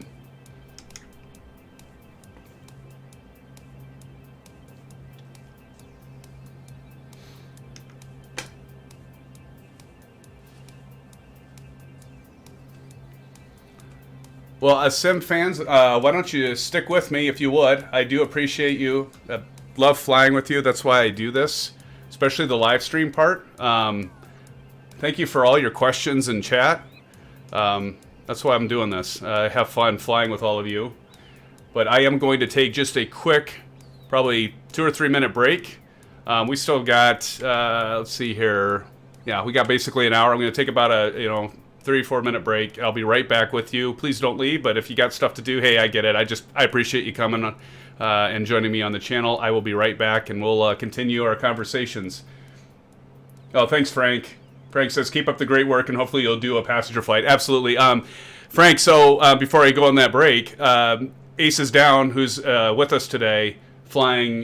He mentioned, I asked, well, should I do an X-Plane 11 flight and do like the Zibo 737-800 flight with maybe using PAC-X? So you probably heard of it, but it's a passenger add-on. And so Ace has said to do it. So if you're another person in chat that says to do it, that's great. I'll plan on doing that. I might do that this week, and then that'll give me an opportunity to switch out the Bravo Throttle Quadrant. I might just do that live and show me taking off the different handles in that to show how that is so simple and easy before we get started. So I'll plan on that, Frank. Appreciate that feedback. So yeah, please stick around if you can. I'll be right back.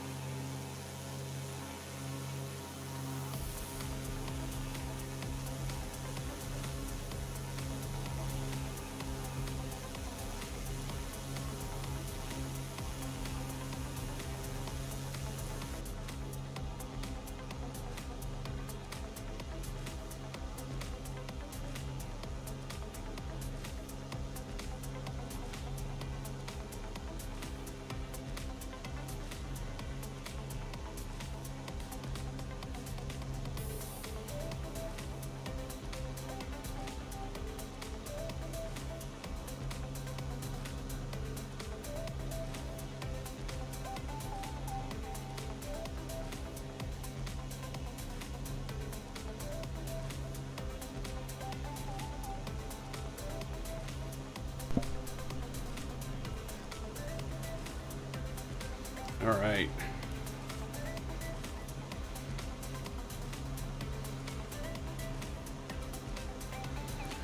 All right. Much better. Nature called, right? Can't ignore her. Thanks for sticking around. Appreciate it, SimFans.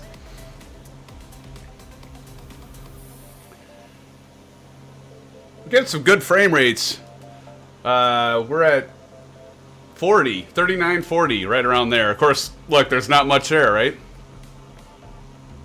Kind of goes without saying.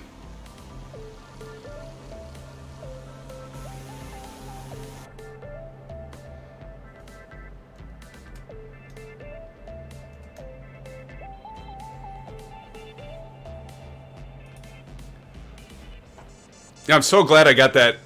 Again, I know I mentioned this before, but got this OBS thing figured out, as that was driving me crazy.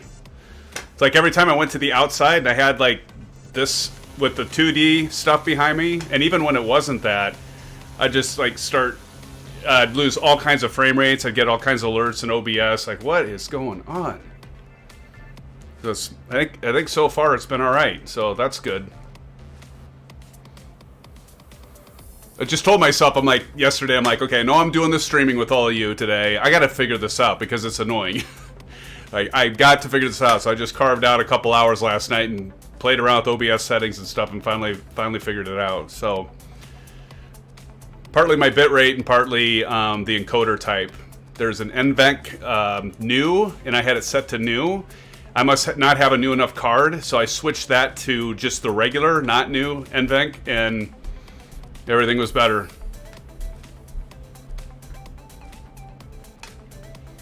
So apparently the new, you have to have like a maybe a 2000 card, maybe a 3000 series NVIDIA card. I don't know. You figured new would be better, right? No, it wasn't. Cheers, by the way. I held off until now for a beer, so.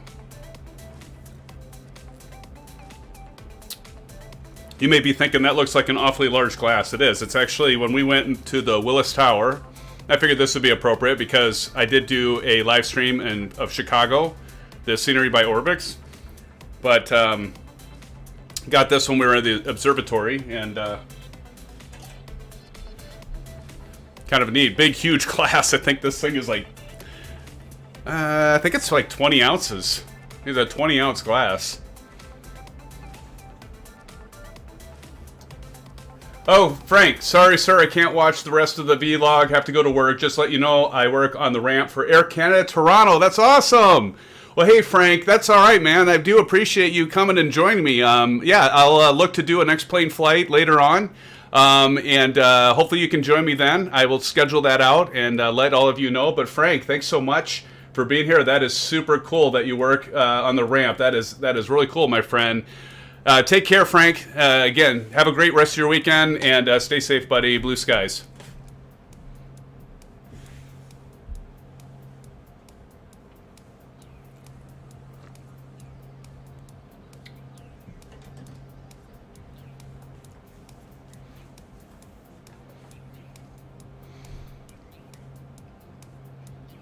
Yeah, I'm pretty sure I've seen Frank comment on other videos too, so.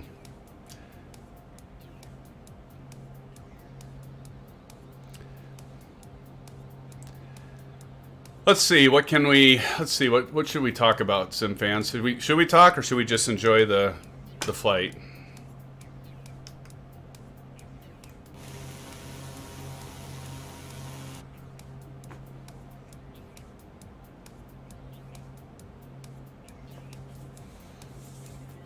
So how about that Piper Aero 3? It's got to be coming soon. How many of you watch Q8 Pilot on YouTube here?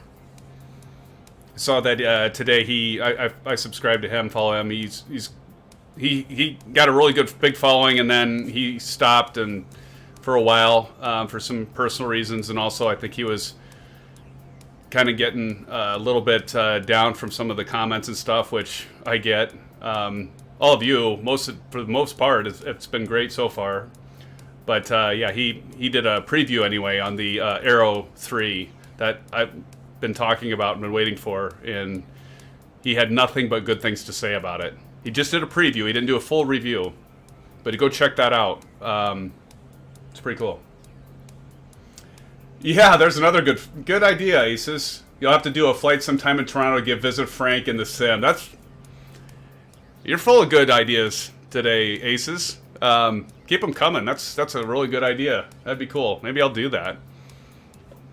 You know what? I think I might actually have the Toronto scenery in X-Plane. I'll have to check that out. I'm pretty sure I have the Toronto scenery. It runs like crap. But I think I do have it. That's a great idea. Keep them coming.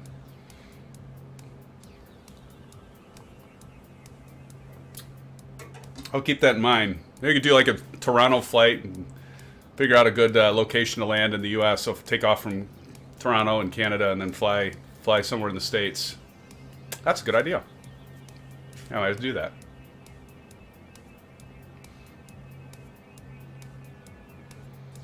So we got the Arrow coming. We've got the CRJ coming. We've got, what's the other aircraft that I saw that looked pretty exciting that we'll be seeing shortly. I do like the F-15. You know, I did a highlight of the F-15, and I'm more bigger on DCS, but I don't know. I'm kind of tempted to buy that. Sounds like a plan. It's decided.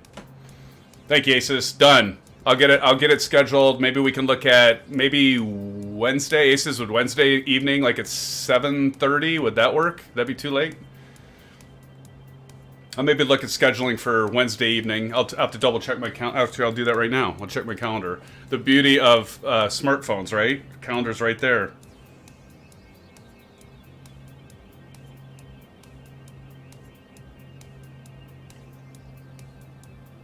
All right, so Wednesday, would that work for me? That'd be the 10th.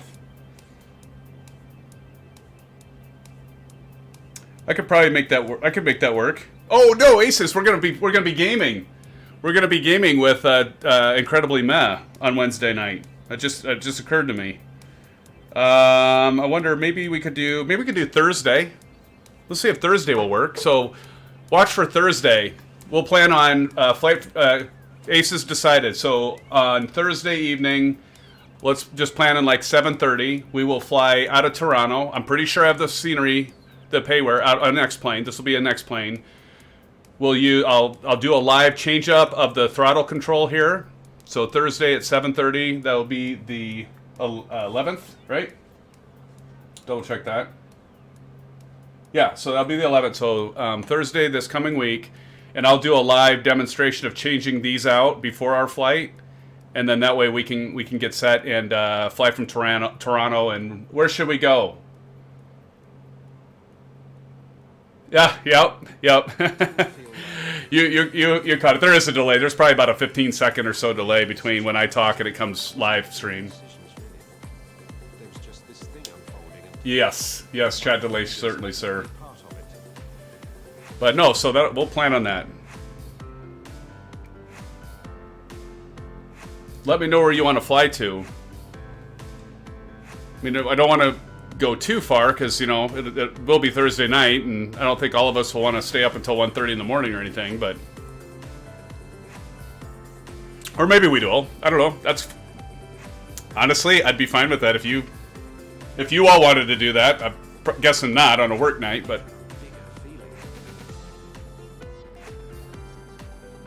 But yeah, we'll do Pack X. Okay, so here's the plan. We're going to fly from Toronto. And we'll fly from Toronto. I'll figure out where our destination will be, unless any of you have an idea where you'd like to see us go. I'll do a live demonstration of switching out the levers on the Bravo quadrant for the Zebo and doing the commercial jet engine aircraft. And then we'll do Pack X. So I'll show you that working and how that runs. I like it. I got it like early on. I really liked what they did too, because you give feedback and then they would fix things, and it's pretty neat. I like the fact you can just buy it once and be done. There's so much stuff now that's subscription based.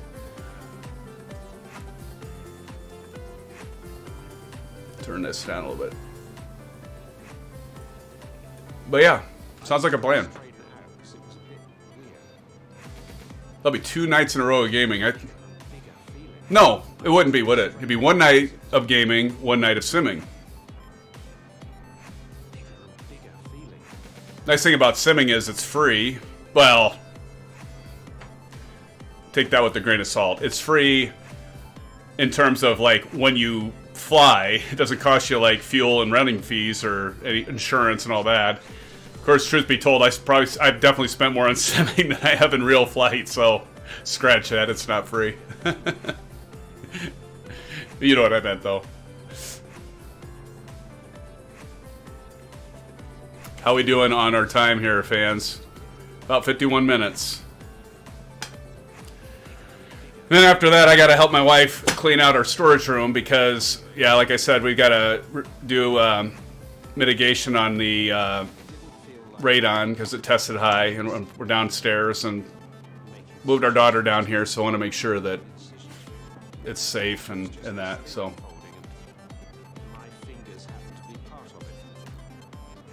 the royal free, yes. That's about right. That's a good way to put it. Let's mix up a few other songs here. We've heard this these tracks. Let's go ahead and change that up. We'll try something different.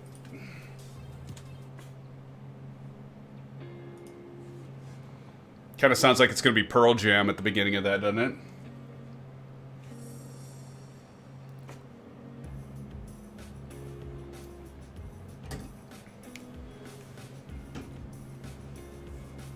In case you're wondering, I'm having my last can of 60-minute Dogfish Head IPA. I said that wrong. Dogfish 60-minute IPA. Figured we're on our last stretch. I can't screw too much up by having a beer, right? What do you think, Aces? Yeah, I could probably screw. Heck, I almost screwed it up anyway. I hadn't switched to the right fuel tank, and our engine ran out of fuel, but I figured that out pretty quick, so we're fine.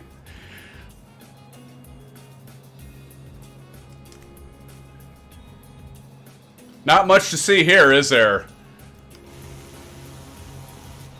I mean, that's about as plain Jane as you get. But that's the way it is in this part of California, I take it. We're at 40 frames per second.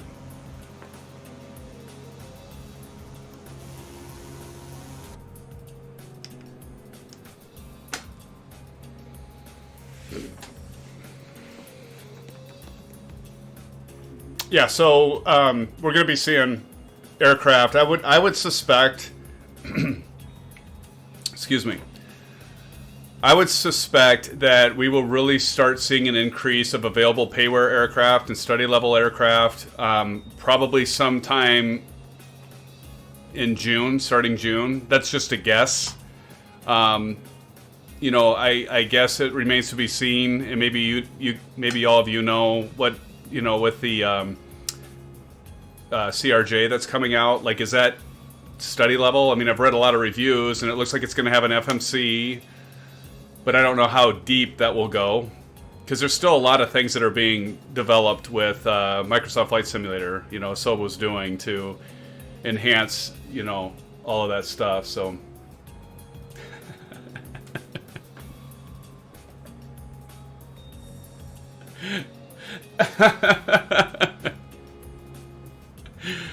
oh, that's good. Aces Down says you can't have a beer within 8 hours of departure time as a pilot. ... Didn't read anything about after departure. Good point.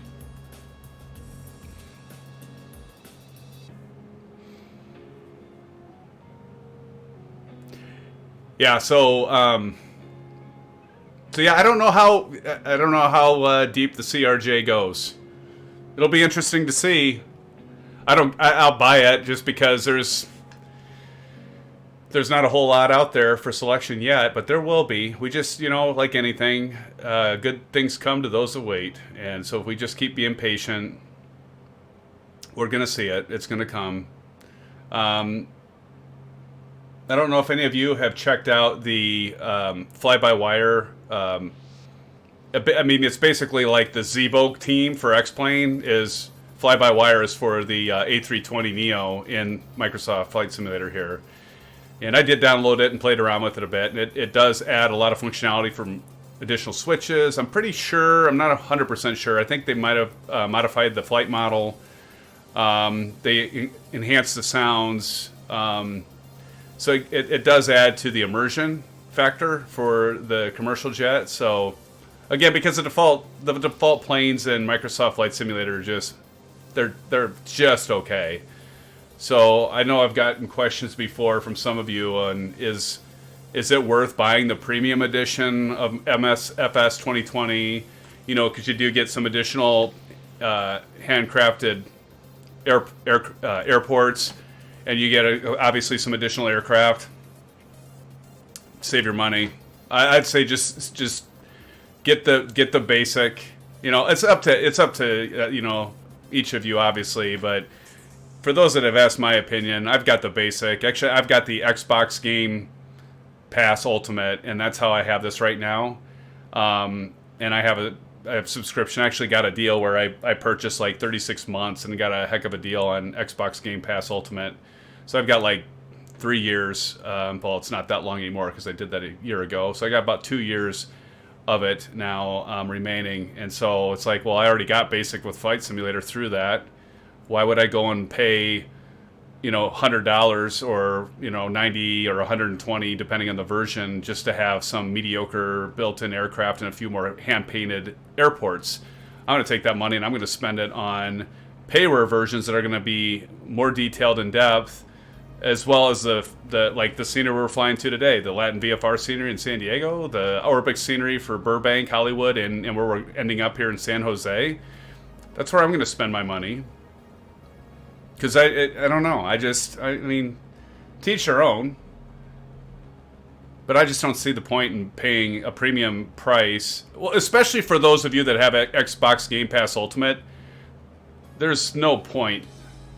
I debated it. I went back and forth. But by the way, a big tip. I think this might actually be fixed now. But don't make this mistake. If you have Xbox Game Pass, do not buy the upgrade if you're ever thinking about dropping Xbox Game Pass. Microsoft was not, their marketing team was not very clear on that. And so many simmers got very frustrated because they bought Xbox Game Pass Ultimate for, I think you could get like $1 and get a month, maybe whatever it was, $2, whatever it was. And then they purchased the upgrade for Microsoft Flight Simulator Premium just to find that once their Xbox Game Pass expired, they no longer had access to that software. So there's actually a different price, which does make sense, but there's a different price for the full version. So do not buy the upgrade if you're doing Xbox Game Pass and you have Microsoft Flight Simulator and you intend to, if you don't intend to keep it, the Xbox Game Pass, don't buy the upgrade. Make sure you buy the full version. I do think that Microsoft has, because they took some heat on that, I think they did get that addressed and fixed. But do go and don't buy it through your Xbox Game Pass application, and don't buy it within Marketplace, because I think if you go into the simulator here, into the Marketplace, and you purchase it, it's only the upgrade.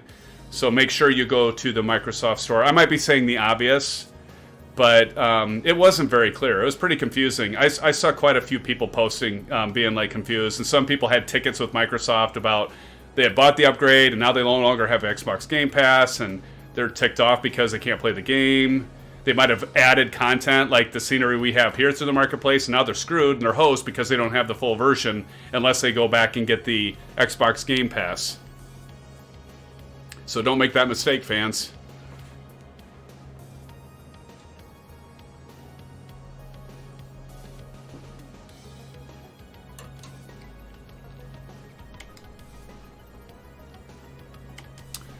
"47 minutes to destination." All right, well, let's just go ahead and let's go ahead and plan for our descent profile. So once again, so what we have here is 62 feet is what San Jose is, the airport elevation. Runways are 12 left, 30 right, or 12 right, 30 left. So whatever way we, depending on what the air traffic controller tells us on tower to take, we'll take. So I'm just going to say, yeah, we need to lose 5,500 feet, basically. So same thing. So hopefully Ace is down. I don't forget this time and miss it. But yeah, so at 6.5 minutes or so, we'll say we'll start decreasing at about 1,000 feet per minute.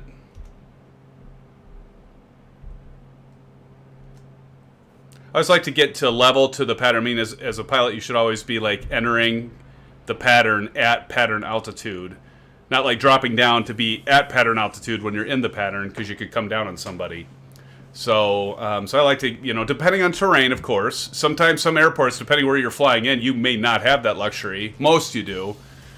But yeah, I like to basically be at pattern altitude a minute away, or at least, several miles away from the airport. So that when I'm coming in, I can do my scan, make sure there's no aircraft that are in the pattern, listening to CTAF, or obviously to the controller. When you're flying into controlled airspace, you still want to be diligent and still be watching, but everything's on radar with ATC that they're typically going to be watching for you anyway. But as a pilot, you always need to make sure you're watching for other aircraft, even when you're in a controlled environment. Right, Aces?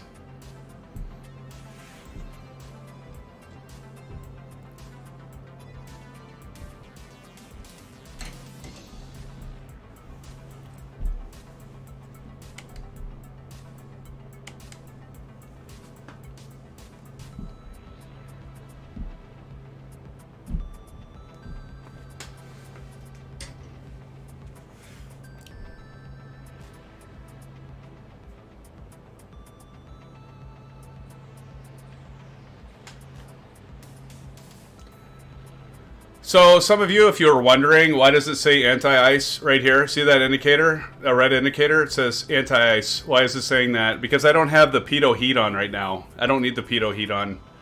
I've got the engines running full blast. Usually you're only going to hit that pitot heat on when you're coming in for a landing and you're taking throttle out. But I'll just go ahead and show you, because I've got my second switch here set to turn on pitot heat. So if I hit that, notice it goes out.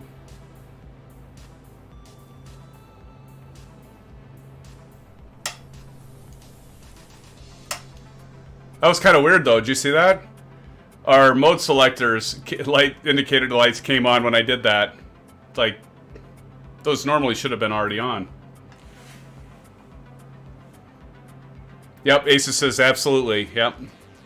Yeah, and as a pilot, I mean, ATC is instructing you, but you can deviate. You have ultimate authority because you are flying the plane. So if you see something that it's going to cause you a situation, whether that be a runway incursion or a possible collision with another aircraft, ignore ATC. You go ahead and divert. They might be asking you to call the tower afterwards, but you just explain it to them. You're not going to get any trouble.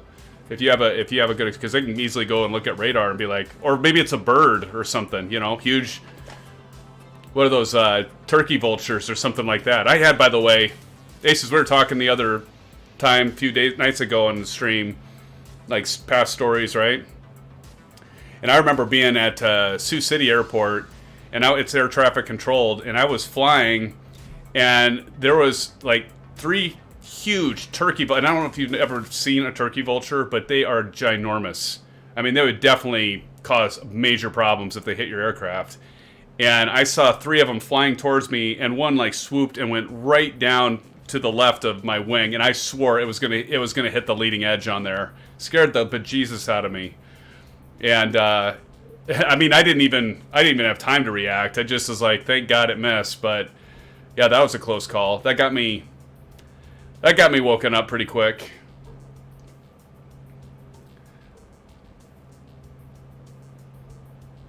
I'd say that's been the closest. I talked about the deer across the runway. That was definitely the closest I've ever had for in-flight collision. That was, yeah. And I don't know. I mean, I would assume that as strong as those leading edges are, it would have been fine, but I bet it would put a pretty big dent in it. And certainly would have rocked my plane. If it would have hit the prop, it would have taken that out, I'm sure, or the windshield would have went right in with me. Okay, so Ace is down. You say older topic in the stream, but just looked up the CRJ. Supposedly it'll be released on the 16th. March 16th, okay. Looks like you have to get the 500, 700. Yep, and they have, I think it was, 1,000 and 2,000 series. I might be wrong on that are coming afterwards. But can they buy, upgrade? Oh, you just put it there. I'm sorry. 900, 1,000. Yeah, that's it. Yeah, so it sounds like that's going to come afterwards. But yeah, you got to get the 500, 700 first. Thank you. Yeah, March 16th. Great. Thank you, Aces. Yeah, so that I gotta. I'm gonna have to pay out the pocketbook come March 16th. Cheers. That's a must-have, I think. Tell me if I'm wrong. It's got to be a must-have. Yeah, I mean that's exciting. If with the Aero 3, the Aero Turbo, which is apparently a completely different aircraft by Just Flight. We've got the, as you mentioned there, Aces, the CRJ 500, 700 coming out March 16th. It's going to be a cool month, I think, for add-on aircraft. Oh, by the way, did you all notice in the marketplace that the Aero 3 was released? Not the one we're waiting for. Be careful, it's the Carenado. Carenado got ahead of Just Flight on that. I got excited all of a sudden. Like last night I was doing some testing, as I mentioned, for preparation for the stream today, and I looked and I was like, oh my gosh, the Aero 3 was released. And then I was getting all pumped and everything, like, oh, I'm gonna fly this tomorrow for all of you. But then I look closer, I'm like, oh wait, that's the Carenado. Nice job, Carenado. Get out ahead of Just Flight on that one. Because you know you're not going to... I can't say they're not going to compete. They're not going to compete. There's no way. Carenado does okay aircraft, like we're flying today. They do. I'm not going to rip on them. But it's not going to be to the level that Just Flight is going to be doing with the Aero 3. Aces Down says, I'll grab it. Not sure if it'll end up being study level, though. Yeah, I agree. I don't know either. Study level has different meanings depending on who you ask. You're right. You're right. I kind of like, for me, study level would be like, do you have a POH with it? Pilot's Operator Handbook? Like, kind of like that, where it has like the full, electronics and, flight model, all the details of the aircraft, all the things that a POH would have in it, the performance curve information, and does it really factor into what you really see within the aircraft? Because it'd be easy for somebody to be like, okay, well, we're partnered with Piper and we're going to give the POH for this aircraft, but it doesn't really truly reflect in the sim, so let's be clear. I think I just spit on myself a little bit. But yeah, so let's be clear. Study level means it's going, to me, this is my definition of study level, because you're right, Aces, it depends on the person or the company that's throwing it out there. But to me, is it accurate to the real-life counterpart? Does it have all the systems and the switches, or at least a majority of them, like maybe 95% or more? Is it actually flight modeled in the simulator to be as accurate as possible to the real-life counterpart? Because we've all seen that before, where a company will be like, well, we're putting out this aircraft, and then they actually give a manual that looks like a POH, but the thing does not fly like the real thing. So, yeah. But you're right, Aces. That's true. Study level means different things to different people and the companies that produce the software. So, yeah, and that's why we watch YouTube and look at reviews, especially for those that are, well, either real pilots or you see the developer, like they talk about with the some of the aircraft that are out there, that the developers team up with real-life pilots of those aircraft to make sure that they're accurate. And even then, it doesn't guarantee it by any means, but definitely something to look for.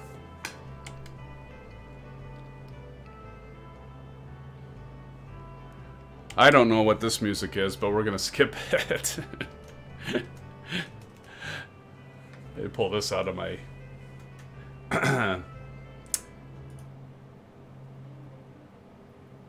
Oh, we got all kinds of... I already had that, okay. Let's go back to...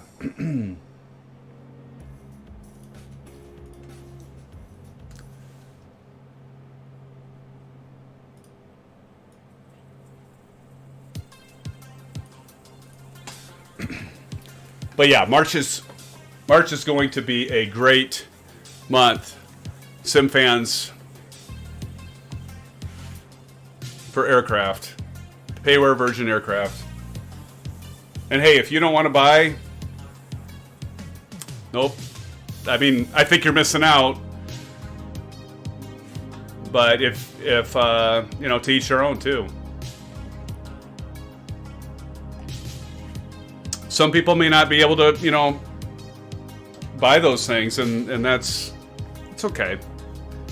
Maybe at some point save up the pennies and dollars, but there's so much to be had by buying those add-on aircraft, especially they're good. I'll tell you that, like Aerobask, is the music too loud?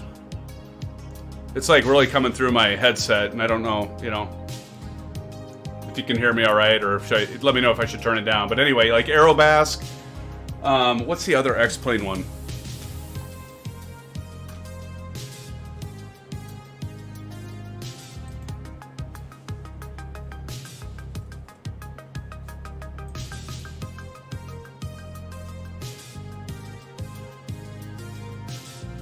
Yeah, I mean, you know, I also thought about doing a video on some good spots, good places to pick up. Turn this down a little bit. Pick up freeware. So, you know, talking about, you know, you're missing out by these aircraft, but not everybody has the dollars to spend on, or as much to spend on a hobby, and that's okay, because there's a lot of there's freeware out there that's pretty good, and more and more becoming, like I mentioned, the fly-by-wire. That's free, and you can make your A320 and Microsoft Flight Simulator more immersive and better. So, you know, just got to check those things out. But I might do, at some point, I might do a video posted on YouTube here about some sites that I think are good for freeware, and then how to install. It's pretty easy. But you know what? When you're new to Flight Simulator, it doesn't always. It's not always just like, oh yeah, that's where you do it or how you do it. I've gotten quite a few questions. How to make the indicator lights work on the Bravo Throttle Quadrant, and how do you add, you know, freeware and that. So I might do a post how to do it really quick, because it'll take about like all of a minute or two. But then talk about some freeware that's out there, some good sites for freeware.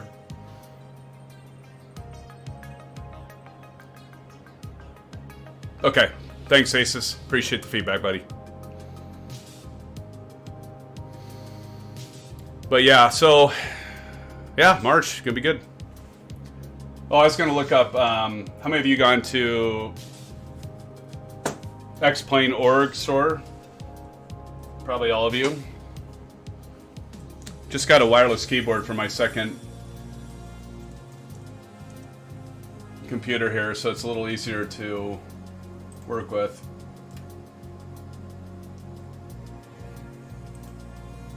I'm trying to remember, because I can't for some reason. Is it the Kodak? Who makes the Kodak?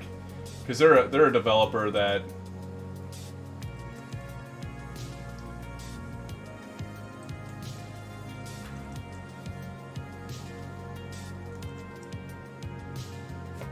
there it is. Oh yes. SimCoders. I'll tell you what, SimCoders, it'd be so cool to see them come out with aircraft for Microsoft Flight Simulator. The other one,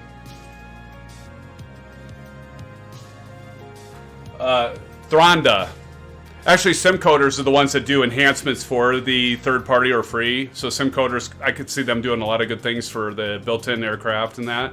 Kind of like fly-by-wire and some of those. But Thronda was the one I was actually trying to think of. And yeah, Aerobask and some of those.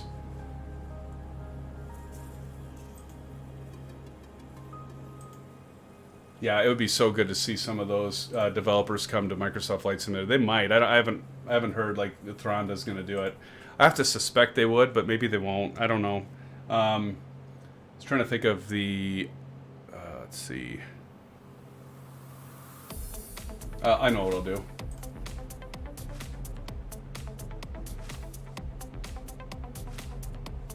General Aviation. It's right there. Yeah, it was Aerobask. Yeah, that's the right one. Yeah, Aerobask is pretty amazing stuff. So I hope, like, if I could see anybody come out with aircraft or flight simulator here, I would say please be Aerobask.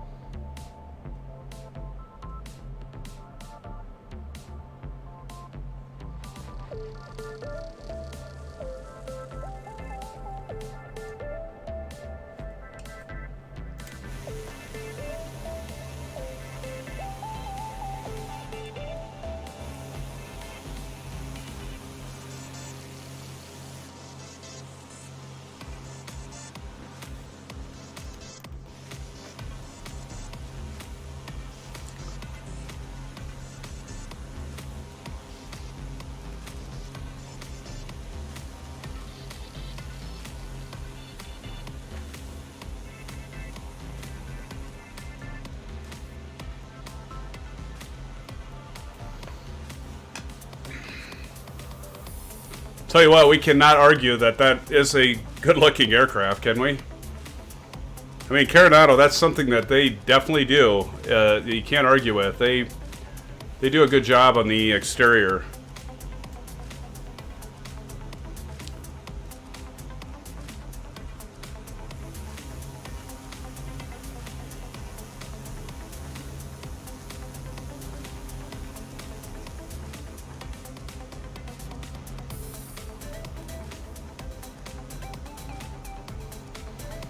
It's a good looking plane. I agree with you though, Aces. It does look like a Bonanza, doesn't it? It's that reverse angled vertical stabilizer that's just like the Bonanza.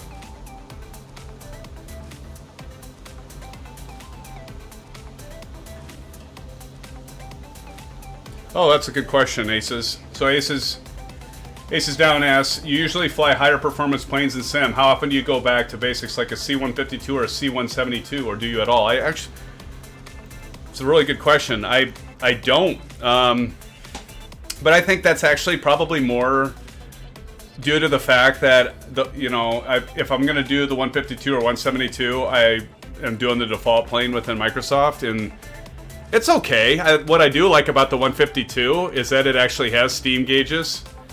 And so I actually like that one. Actually, before there were these ones available, I would often fly the 152, Aces, to answer your question, in Microsoft Simulator.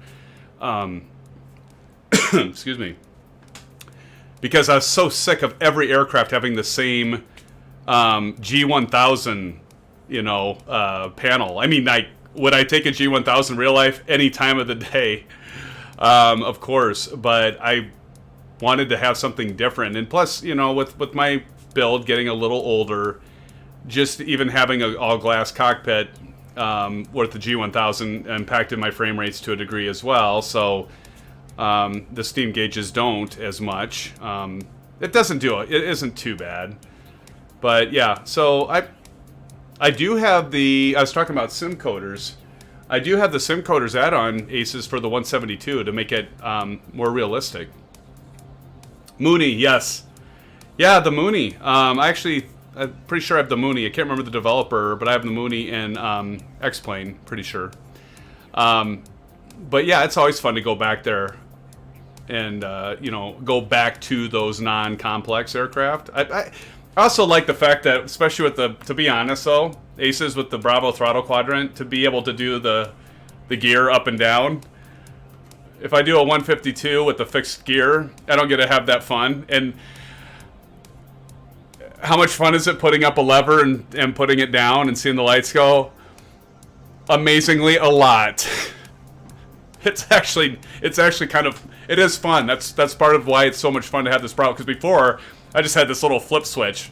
I'd push a button and the gear go up, and I push a button and the gear go down. So, to be honest with you, that's why I've been flying the complex aircraft with the retractable landing gear, because I'd like to be able to use the Bravo throttle quadrant in that way. Good question, though. Appreciate the question.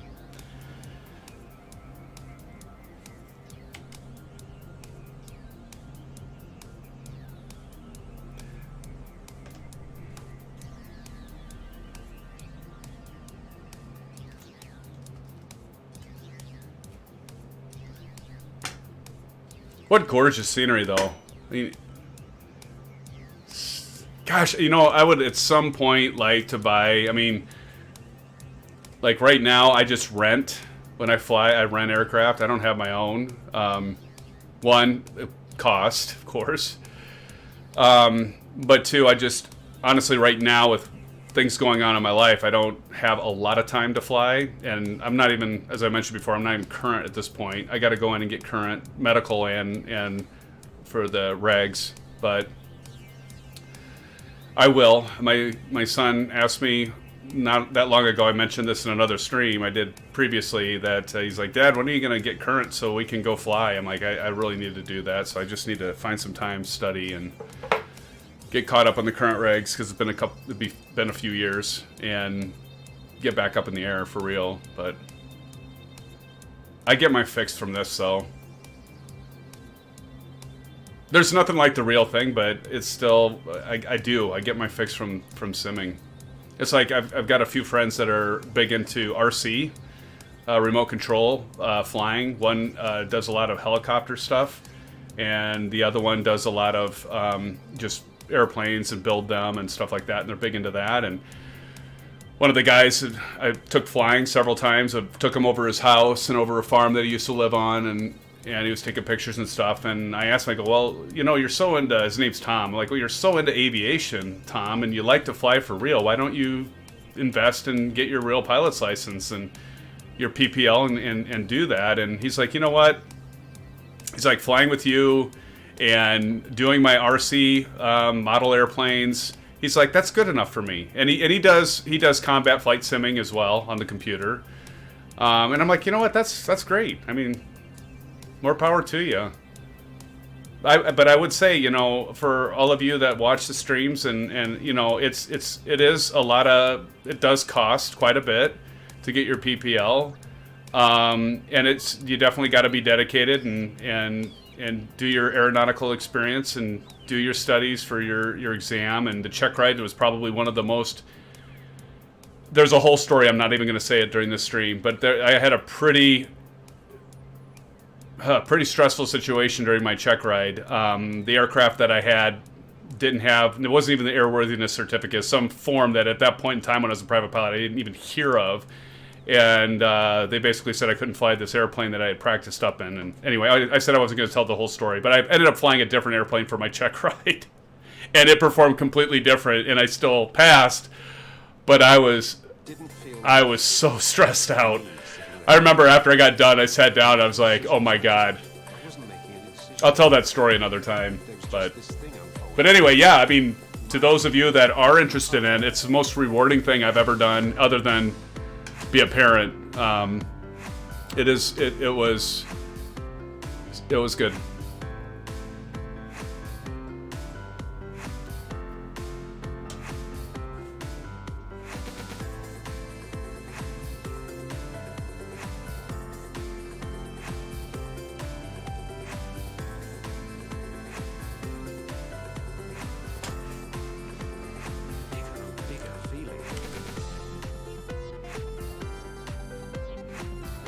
Let's check something here.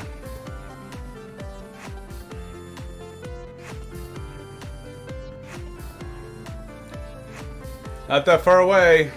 Didn't feel like me sitting there playing, making decisions. I wasn't making any decisions really.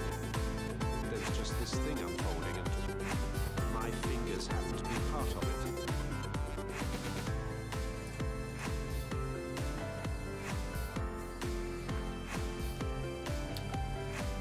Right now, 31 frames per second. Asa says, what level FS 2020 you running? Standard, deluxe? I have standard. Yep, just the basic standard version. Deluxe has the 172 without the G1000. That's nice. Yeah, that's good to know. But I was just saying, I was trying to straighten you probably stepped away when I was talking about Aces, but I was talking about the fact that if you have... See, I have it through Xbox Game Pass, and I've got like 2 years left on my subscription. I know I'll renew, so I'm just like, I'm going to save my money and buy like the Aero 3 when it comes out, the CRJ. I'd rather just invest some money in add-on aircraft and scenery than what I get for the deluxe version, at least at this point.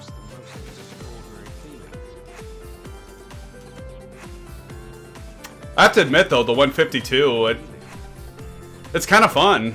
You know, even the default aircraft is pretty fun. I was trying to straighten out because it was a bigger feeling. I was trying to straighten What version do you have? Do you have the deluxe in? I take it? There's like 3 versions, right? There's like the standard, the deluxe, and is there like a premium version? Ha! Yeah. I think there's 3 versions. No, and I was also mentioning during the stream here, Aces, is that to be careful if you do have the Xbox Game Pass Ultimate subscription like I do, and that's how I have Flight Simulator. I would totally buy it if I didn't have Xbox Game Pass. I would buy it, but why would I buy it when it already comes with it? To not do the upgrade within the simulator if you're planning on dropping at any point Xbox Game Pass, because there are a lot of people that, yeah, they missed out. Well, they had problems when they dropped it. They couldn't play anymore. All right, Aces. Catch you soon, buddy.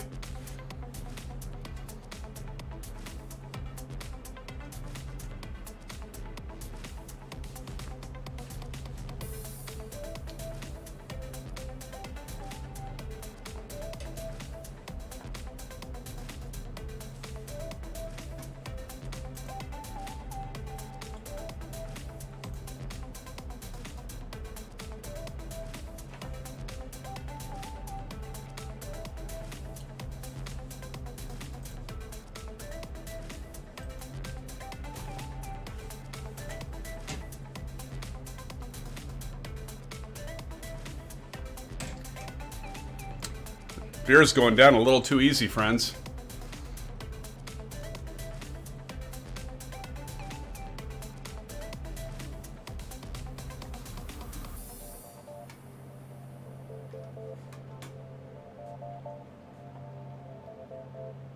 All right, well, we only have roughly, what, 32 minutes.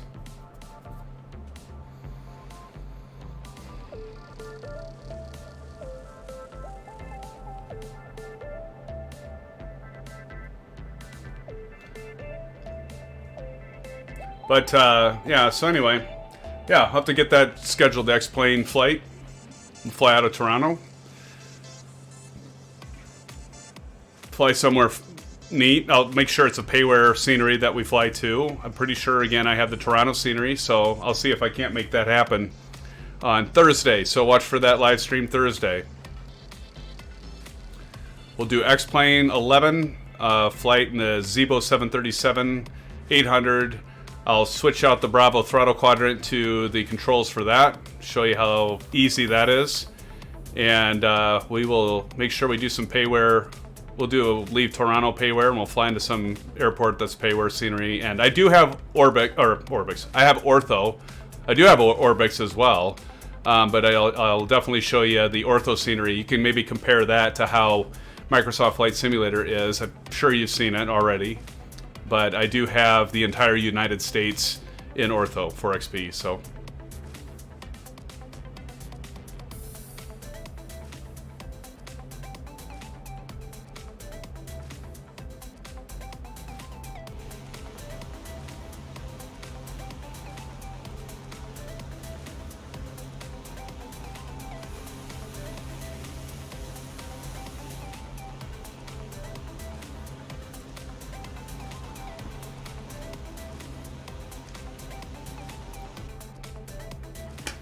Nice smooth ride here, though.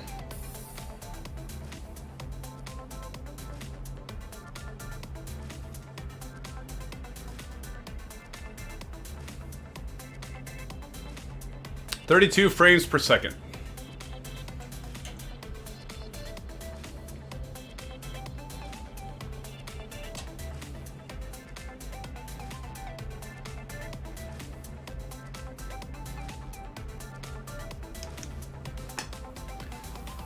Not a whole lot to see, is there, SimFans, in this terrain? We got some mountains coming up, but it's pretty much flat fields. Me sitting there playing, making decisions. I wasn't making any decisions really. There was just this thing unfolding. And All right, let's. my fingers happened to be part of it.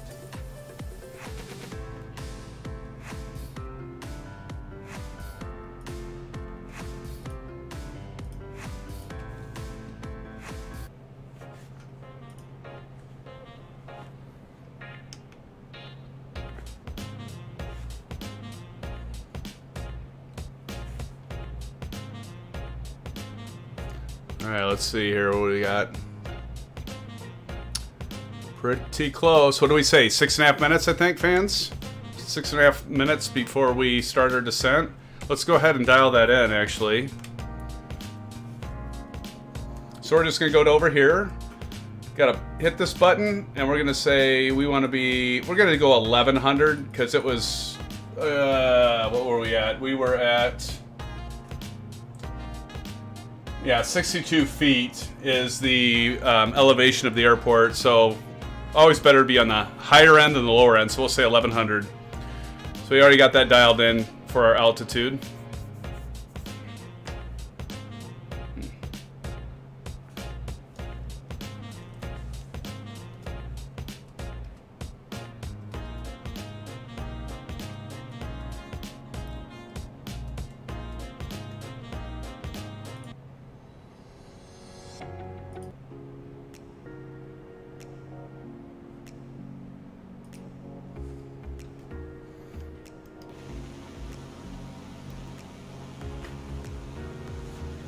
Fields upon fields. There's an airport right off there to the right. You can see that runway end indicator light.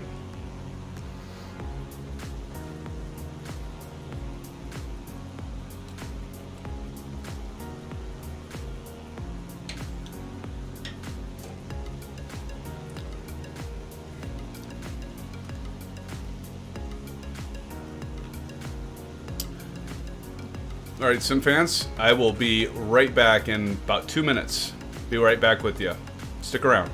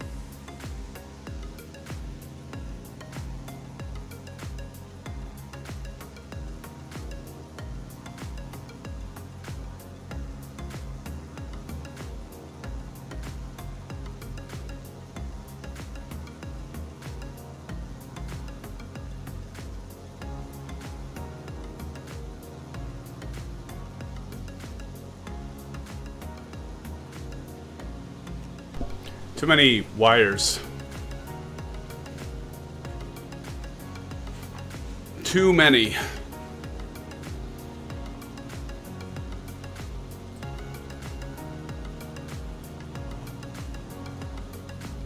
Aces, you got Premium Deluxe. Okay, cool.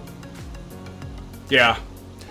Yeah, if I didn't have Game Pass, Aces, I too would have just bought... I probably would have bought, to be honest, I would have bought the premium version because it'd be like... What was it, 120 bucks? Or something like that? I don't remember. But I would have just been like, yeah, I'll do that. Yep, the default aircraft default. Yep, exactly. So yeah, I just... Since I already had Game Pass well before I had... before Simulator was out, I was just like, I'm just gonna save my dollars and put it towards add-on stuff.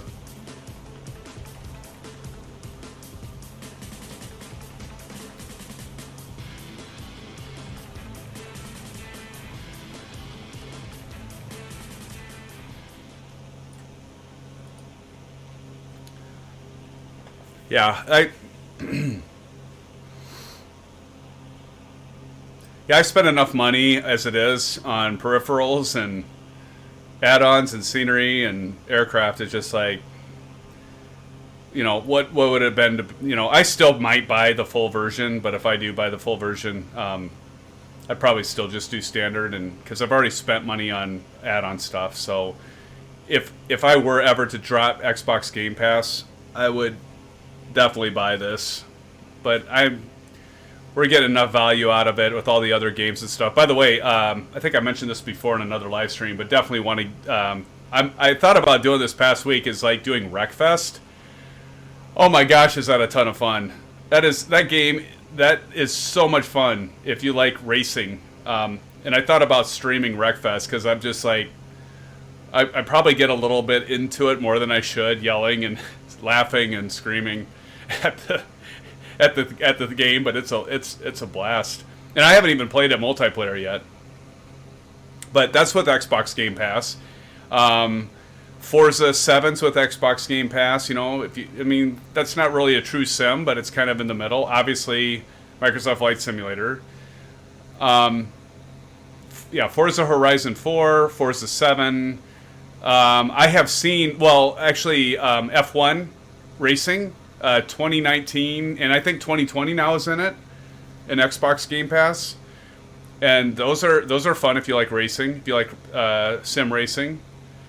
So yeah, I just like and then there's a lot of other games that you know, the rest of the family enjoy. Gears, Halo, of course, will be coming out. That'll be part of Xbox Game Pass. So yeah, I mean, I think it's you know, you could argue it's pricey, but I've, at least for our family, we've found that it's got enough value to justify the cost of it for every month. And like I said, I found a deal about a year ago where Microsoft had they sold the Xbox Game Pass. It wasn't even Ultimate then, but they'd sell like 12 months at like half off, and so I like bought 3 years of it because I knew I wasn't gonna let it go. So I still think I have like 2 years left on it. But yeah, I think it's worth it. Given Microsoft Flight Simulator's in there and all those other games I mentioned, it's worth it. Have you gotten liveries? I'm sure you've seen it. If not already, download the liveries. Yes, I do have the Mega Pack. Yep, I do have the Mega Pack. Although Aces, for some reason I was seeing the default liveries when we were taking off from San Diego initially, so I'm not sure what's going on there. But definitely have the Mega Pack. Thank you. That's good for everyone else to know. Definitely, I would agree. Get the Mega Pack. It's free. It's large, but it is. Yeah, you can't beat free, right? Even if you have to download it, unless you have like a cap, you know, with your internet service provider, but that they might charge you if you go over. But other than that, it's free.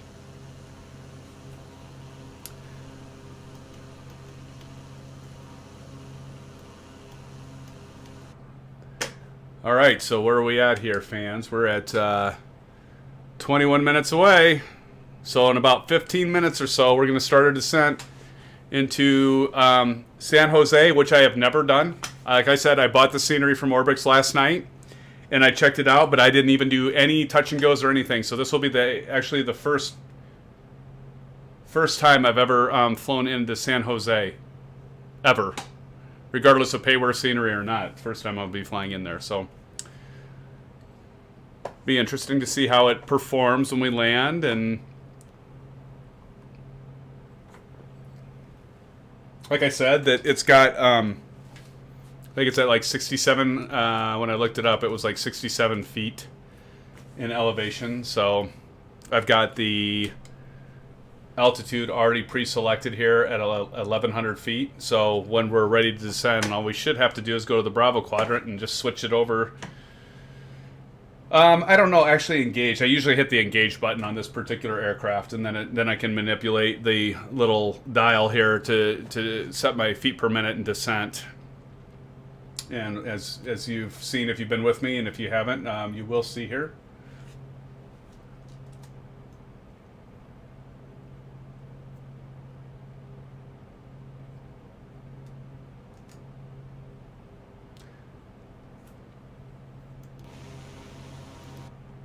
Yeah, so here, I'm going to let you know, there's a freeware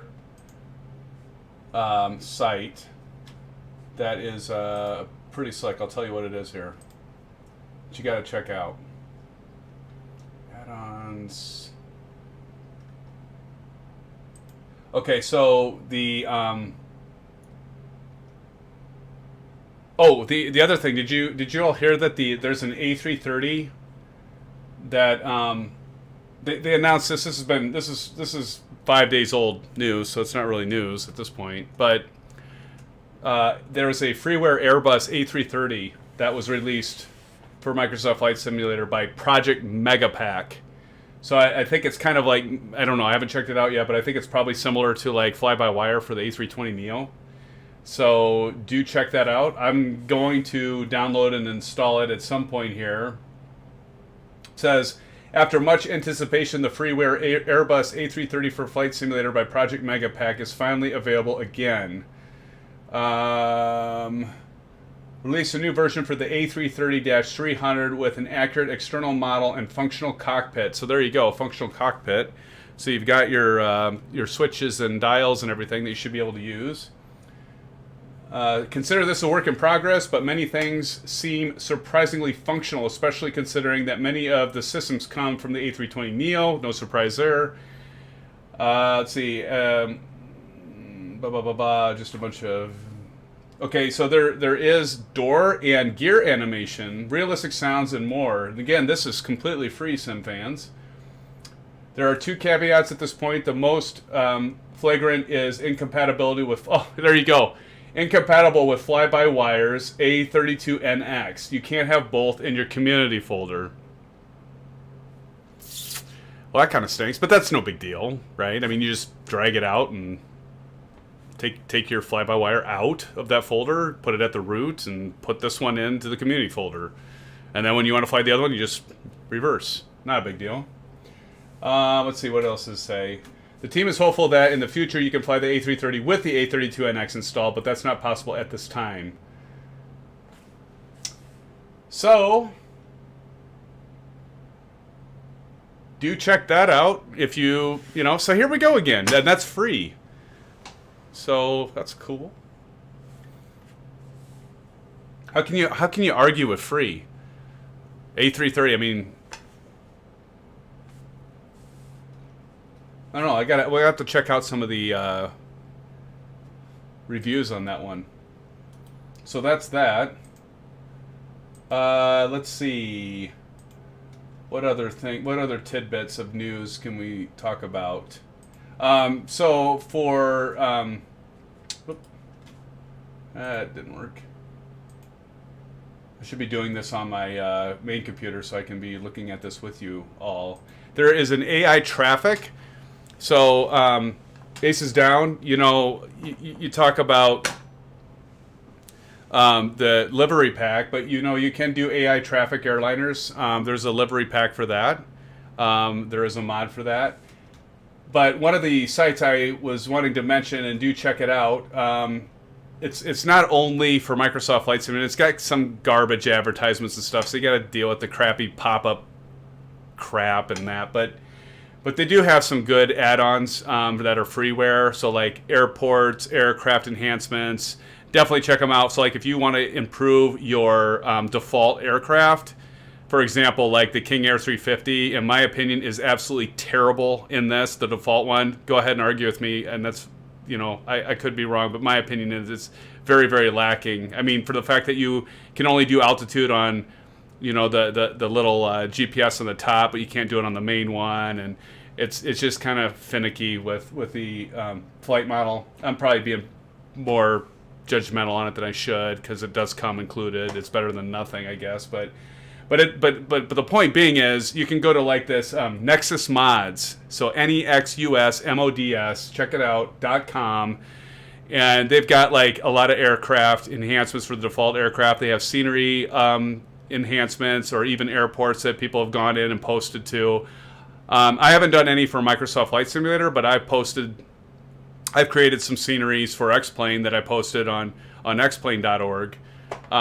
But yeah, so I mean that's something you can check out. I'd recommend it. And there's several other. I'll probably do a video on a few that I know of. And if you know of other ones, please post them in comments, because we're here to help each other. That's what my channel's about. It's your channel as much as mine, and so we just help each other out with those things. But anyway, check out the nexusmods.com.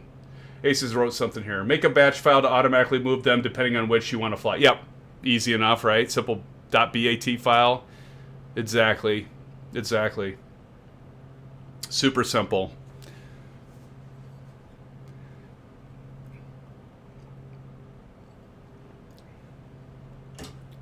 All right, where are we at, SimFans, with the time? 14 minutes, because I'm gonna. You can set like the little timer in Windows. It's not a bad idea. Just so I could, especially for me, I probably should. I'm going to do that right now, actually.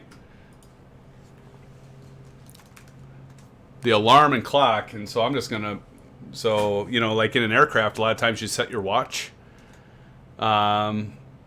Isn't there a timer functionality in E6B? I can't remember. No, there wouldn't be. That's a hard. Never mind. But I had another calculator that I did that had a timer function in it, which was kind of nice. So we're basically 6 minutes away. So I'll just say 5 minutes. I'm going to put the timer on. I'm just going to use this built-in Windows timer.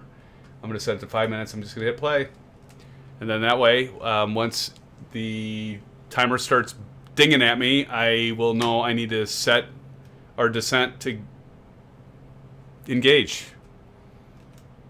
Tips and tricks, my friends. Tips and tricks. As we talked about, as you fly in real life and as you fly in simming, as you very well know, use your resources. Use your resources. Anything you can think of, just do it.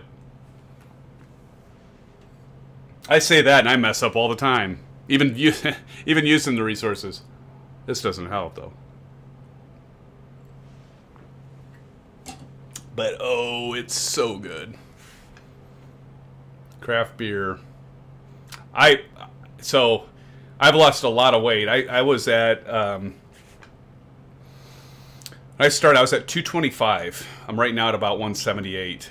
And a lot of that was attributed, I was drinking a lot of craft beer, and as the old saying goes, craft beer or beer in general is liquid bread, and yeah, all the carbs and everything, it caught up to me after a few years. And so just over a year ago, I buckled down and I'm like, I got to lose weight. So yeah, I lost basically 50 pounds.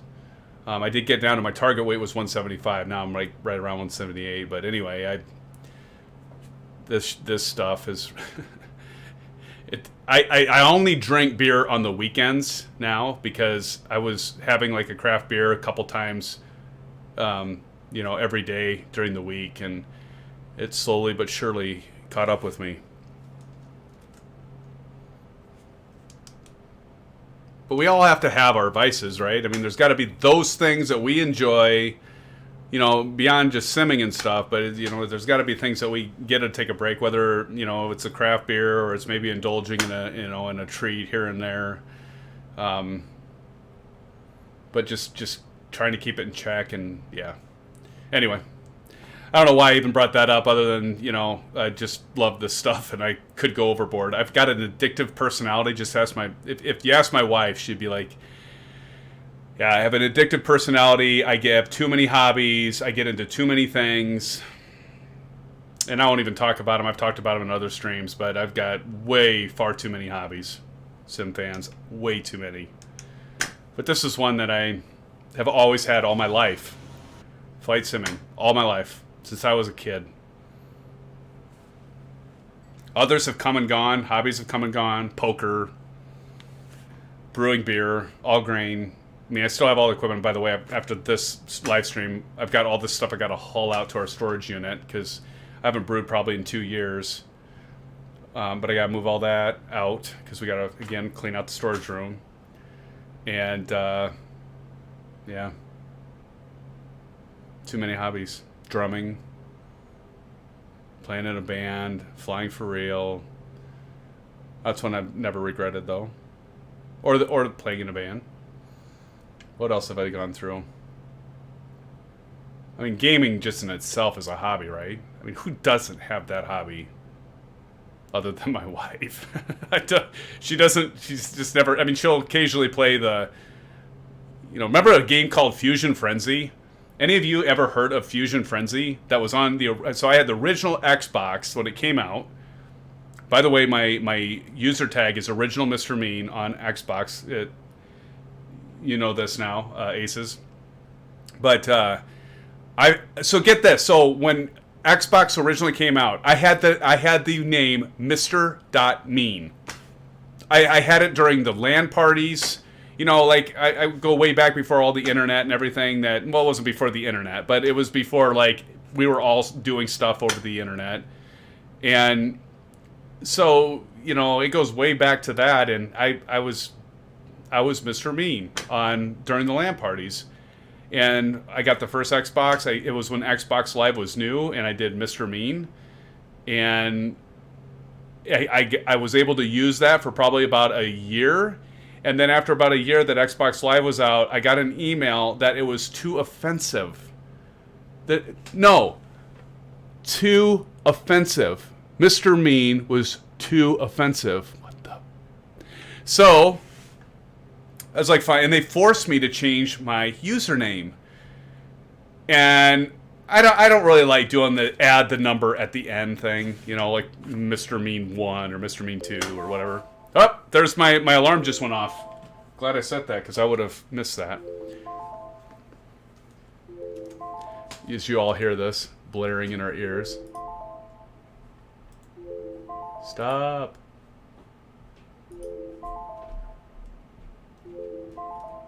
Okay.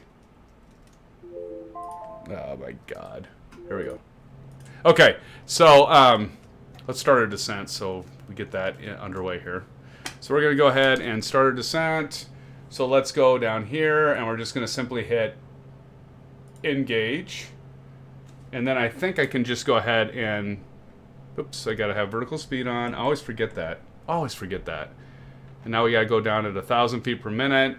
And then, of course, we want to hit arm. Got to hit that again because it resets. So I'll figure this out eventually. There we go. There's obviously a sequence of steps there that we have to do. Although, like, I'm looking at the mountains ahead, and how far are we yet? 7 minutes. Yeah, but we're going to be turning to the right there. We'll be fine. Okay. Anyway, so we got nav mode selected. Okay, altitude. All right, so. Yeah, so anyway, they say, oh, Mr. Mean is too offensive. So all I did is I said, okay, fine. I'll just do original. Which wasn't very original, I understand. So I've been original Mr. Mean for years now. I just thought that was so stupid. Mr. Mean was too offensive. It's too offensive. I've seen way worse usernames out there than Mr. Mean. And it's just, you know, I'm not a mean personality. It just was something I just went with since the beginning, like way back in the days of the Unreal Tournament and Doom and what were the other big ones? But yeah, there are a lot of the FPS days. I'm missing one of the big ones. Doom, Unreal Tournament, Duke Nukem. Remember that one? Duke Nukem? I remember the other ones anyway. But too offensive, fans. Because I had Mr. Mean. Anyway, so I even forget what point I was trying to make.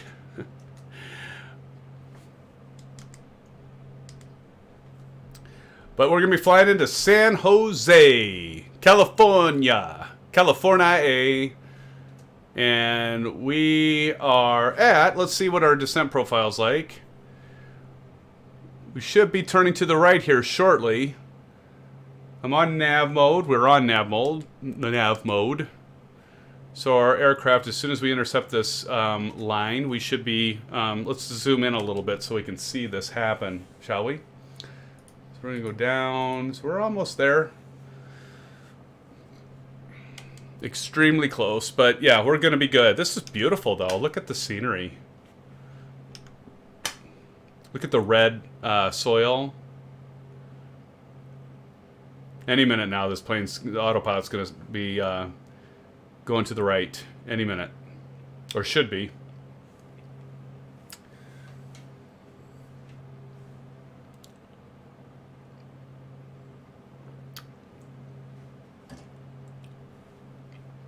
Wait for it.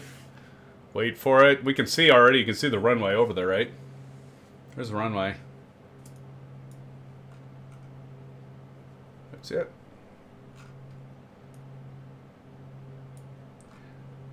Right now, we just overflew it. That's pretty lame.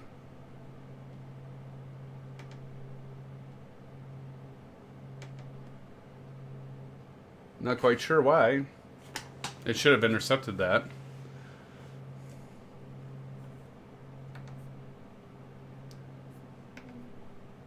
Do our heading and let's just switch this over.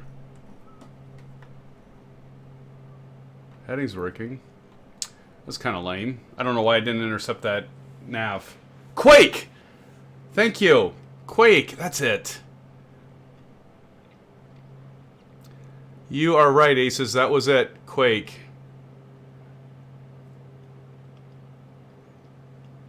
I'm going to shell up the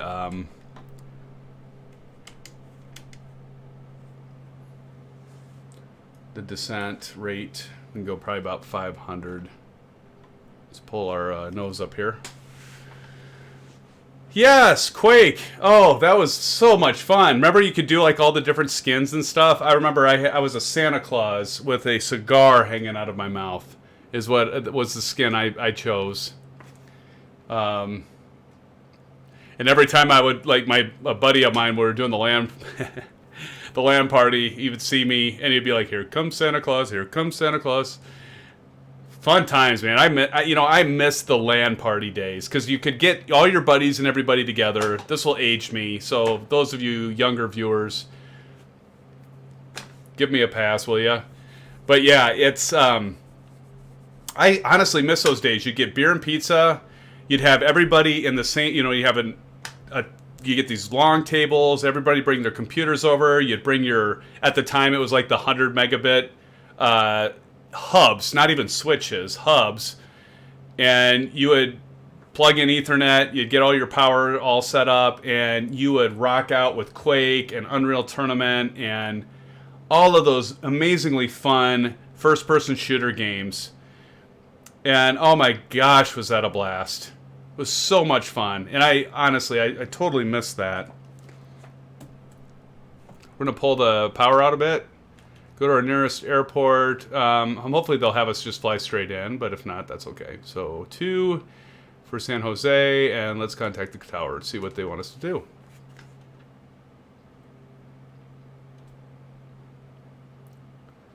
See if we can't fly into one of these buildings.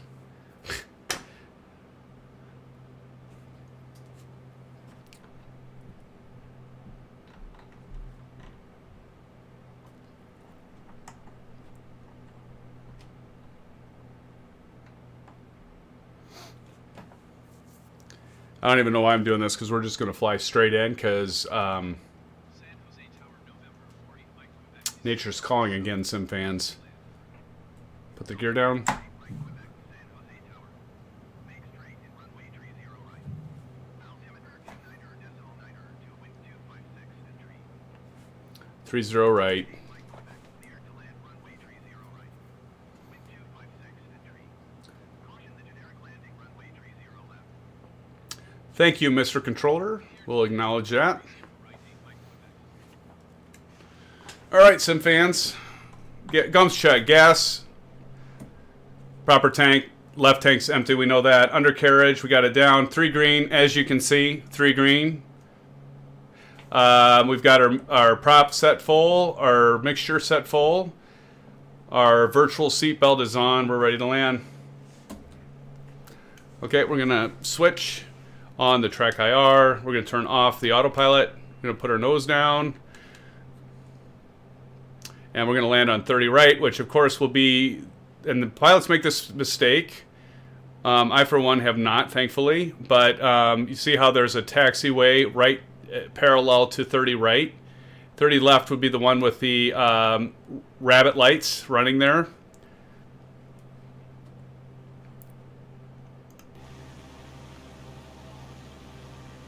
Look at that. Oh, it's gorgeous. Look at that scenery. See, and this is what you get with the payware scenery, so let's just take a quick look around here. So that's included with the payware, of course. Trim nose down a little bit. But anyway, I was going to say Harrison Ford. Anybody see that? Where there was an ATC where he had landed on the... I can't remember what... Was it... Oh, was it Bob Hope? Was it Burbank? I don't remember. But he landed on a taxiway.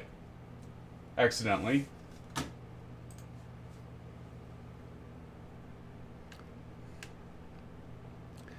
Check that out. That's pretty sweet.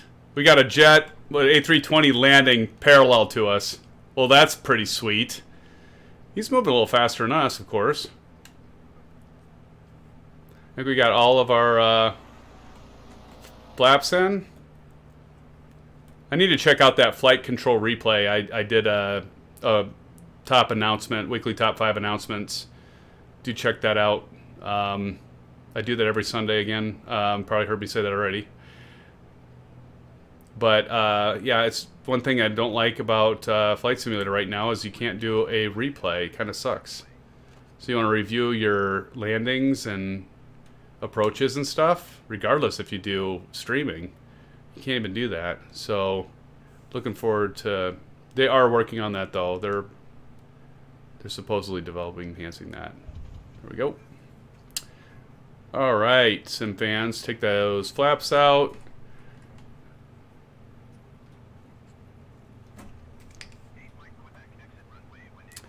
Certainly. We'll go park over to the left here because we're not... big jet. We're not going to... Horrible frame rates once again. I got to figure something out. I just need to build a new PC. I am sorry, SimFans, because we're at... Well, I guess we're at 21. When we were landing there, it was at 15, and that's not acceptable, in my opinion. That's too low. 21's too low. Like I say, 28 is... Try not to get a runway incursion here. There's an Airbus that landed. Very, very cool. Very cool. And, of course, we can flip off the strobes. Yeah, we'll just go right up here and park.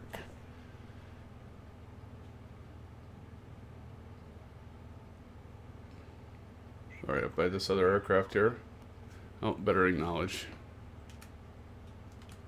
121.748 Mike Quebec.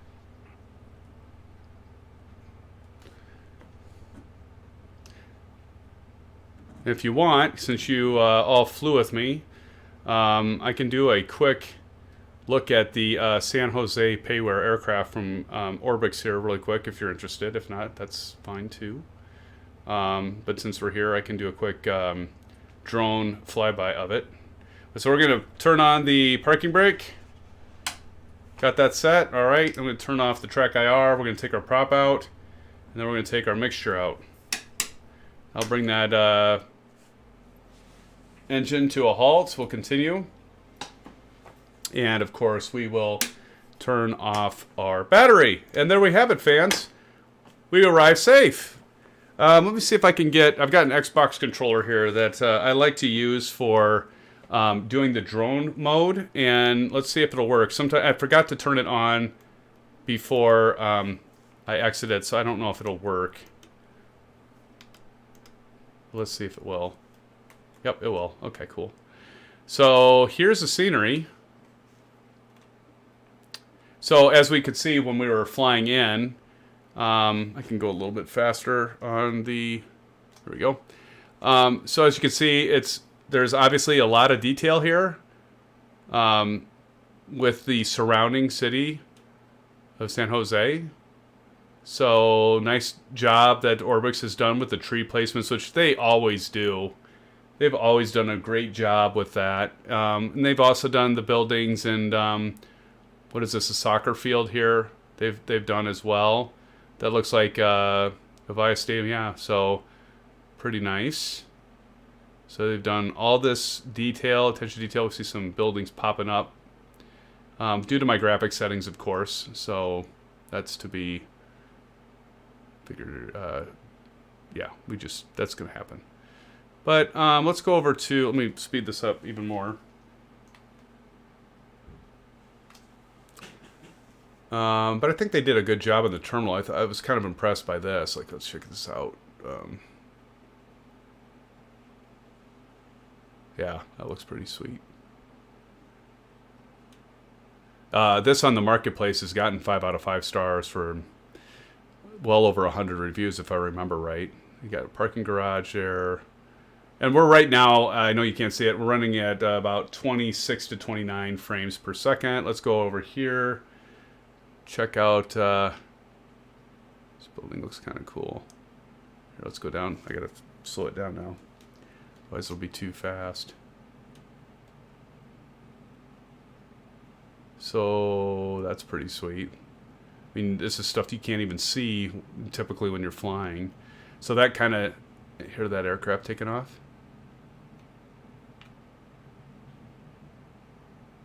God, isn't this awesome? I can't wait until I get my new build. I can't wait. I can just like pump up the graphics and textures and all that stuff. I am doing TAA for anti-aliasing, but like, even look at that. Because that's, I assume, right on that terminal. But whoop, did we go way down there? But yeah, I mean, it's pretty good stuff. Let's really quick. Let's swing over to, well, I think I just messed it up because I hit F2 too long, and there we go. But let's just go downtown here and check it out. Because this is all, I think this has all been enhanced with the scenery, fans. Oh yeah, you know that's not default. That's not default scenery. You know that for a fact. I mean, default scenery is not going to have SunWest, or what does that say? Sunwise. It's not going to have that on there. Of course, right now it's at 20 frames per second, so it's about atrocious, but I think it's still cool because, you know what? Oh, look at the pool. Whee! Nice. Look at all the, I love all the trees and bushes and stuff. That's pretty neat. And the water, oh god, the water. I mean, like, look at that, a little creek. You even hear the water running. So I saw a post. Like, look at that. There's water up against it. A little creek. And it continues on under here. Look at that. That's awesome. But anyway, I did see an article, and you knew this was going to happen, is that why would Microsoft Flight Simulator, or Microsoft Nasoba, why would they stop at flight simming you know that they're going to bring this into a lot of other games for immersion, whether it might be trucking, combat simulator. They'll probably, like they did with Prepared, they'll probably, sell the access for, the Bing map data and their Azure cloud service that has this world detail. And I think we're going to see games that are utilizing this as the new, is often called, the engine, if you will, for a lot of games to come in the future, where we're going to be like, oh shoot, I just lost it. What's the big game out now?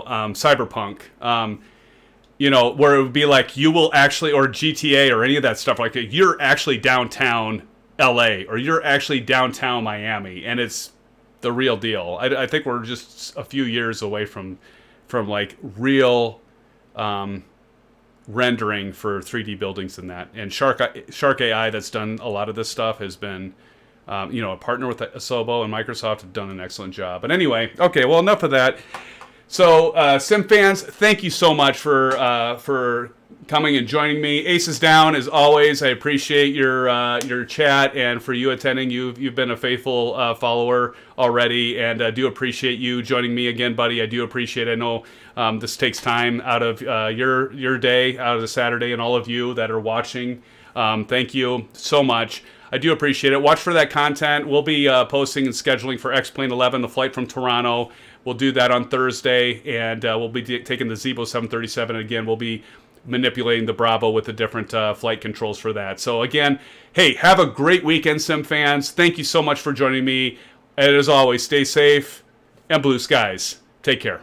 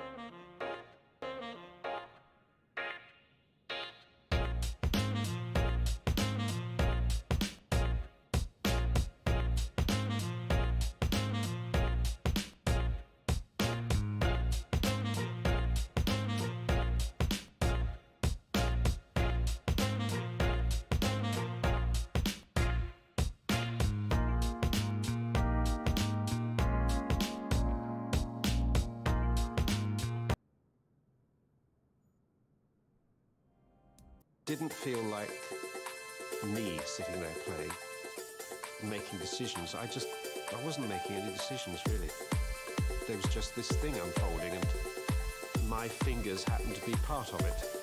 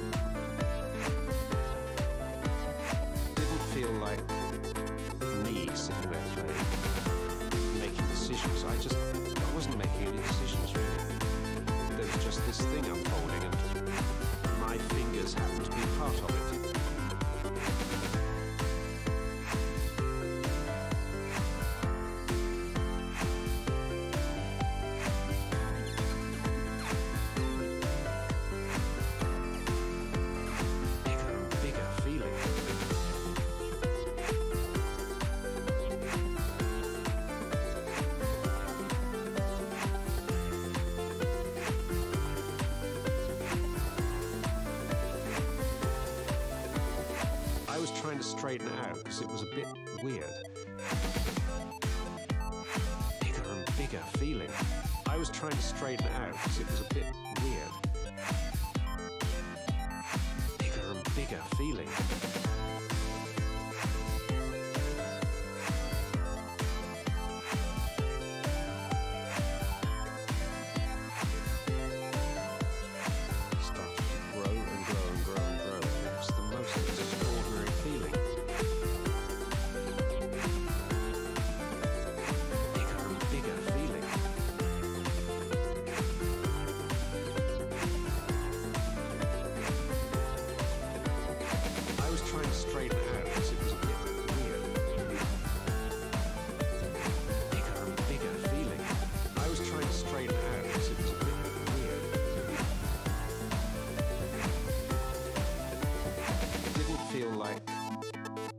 Sitting there playing, making decisions. I wasn't making any decisions really.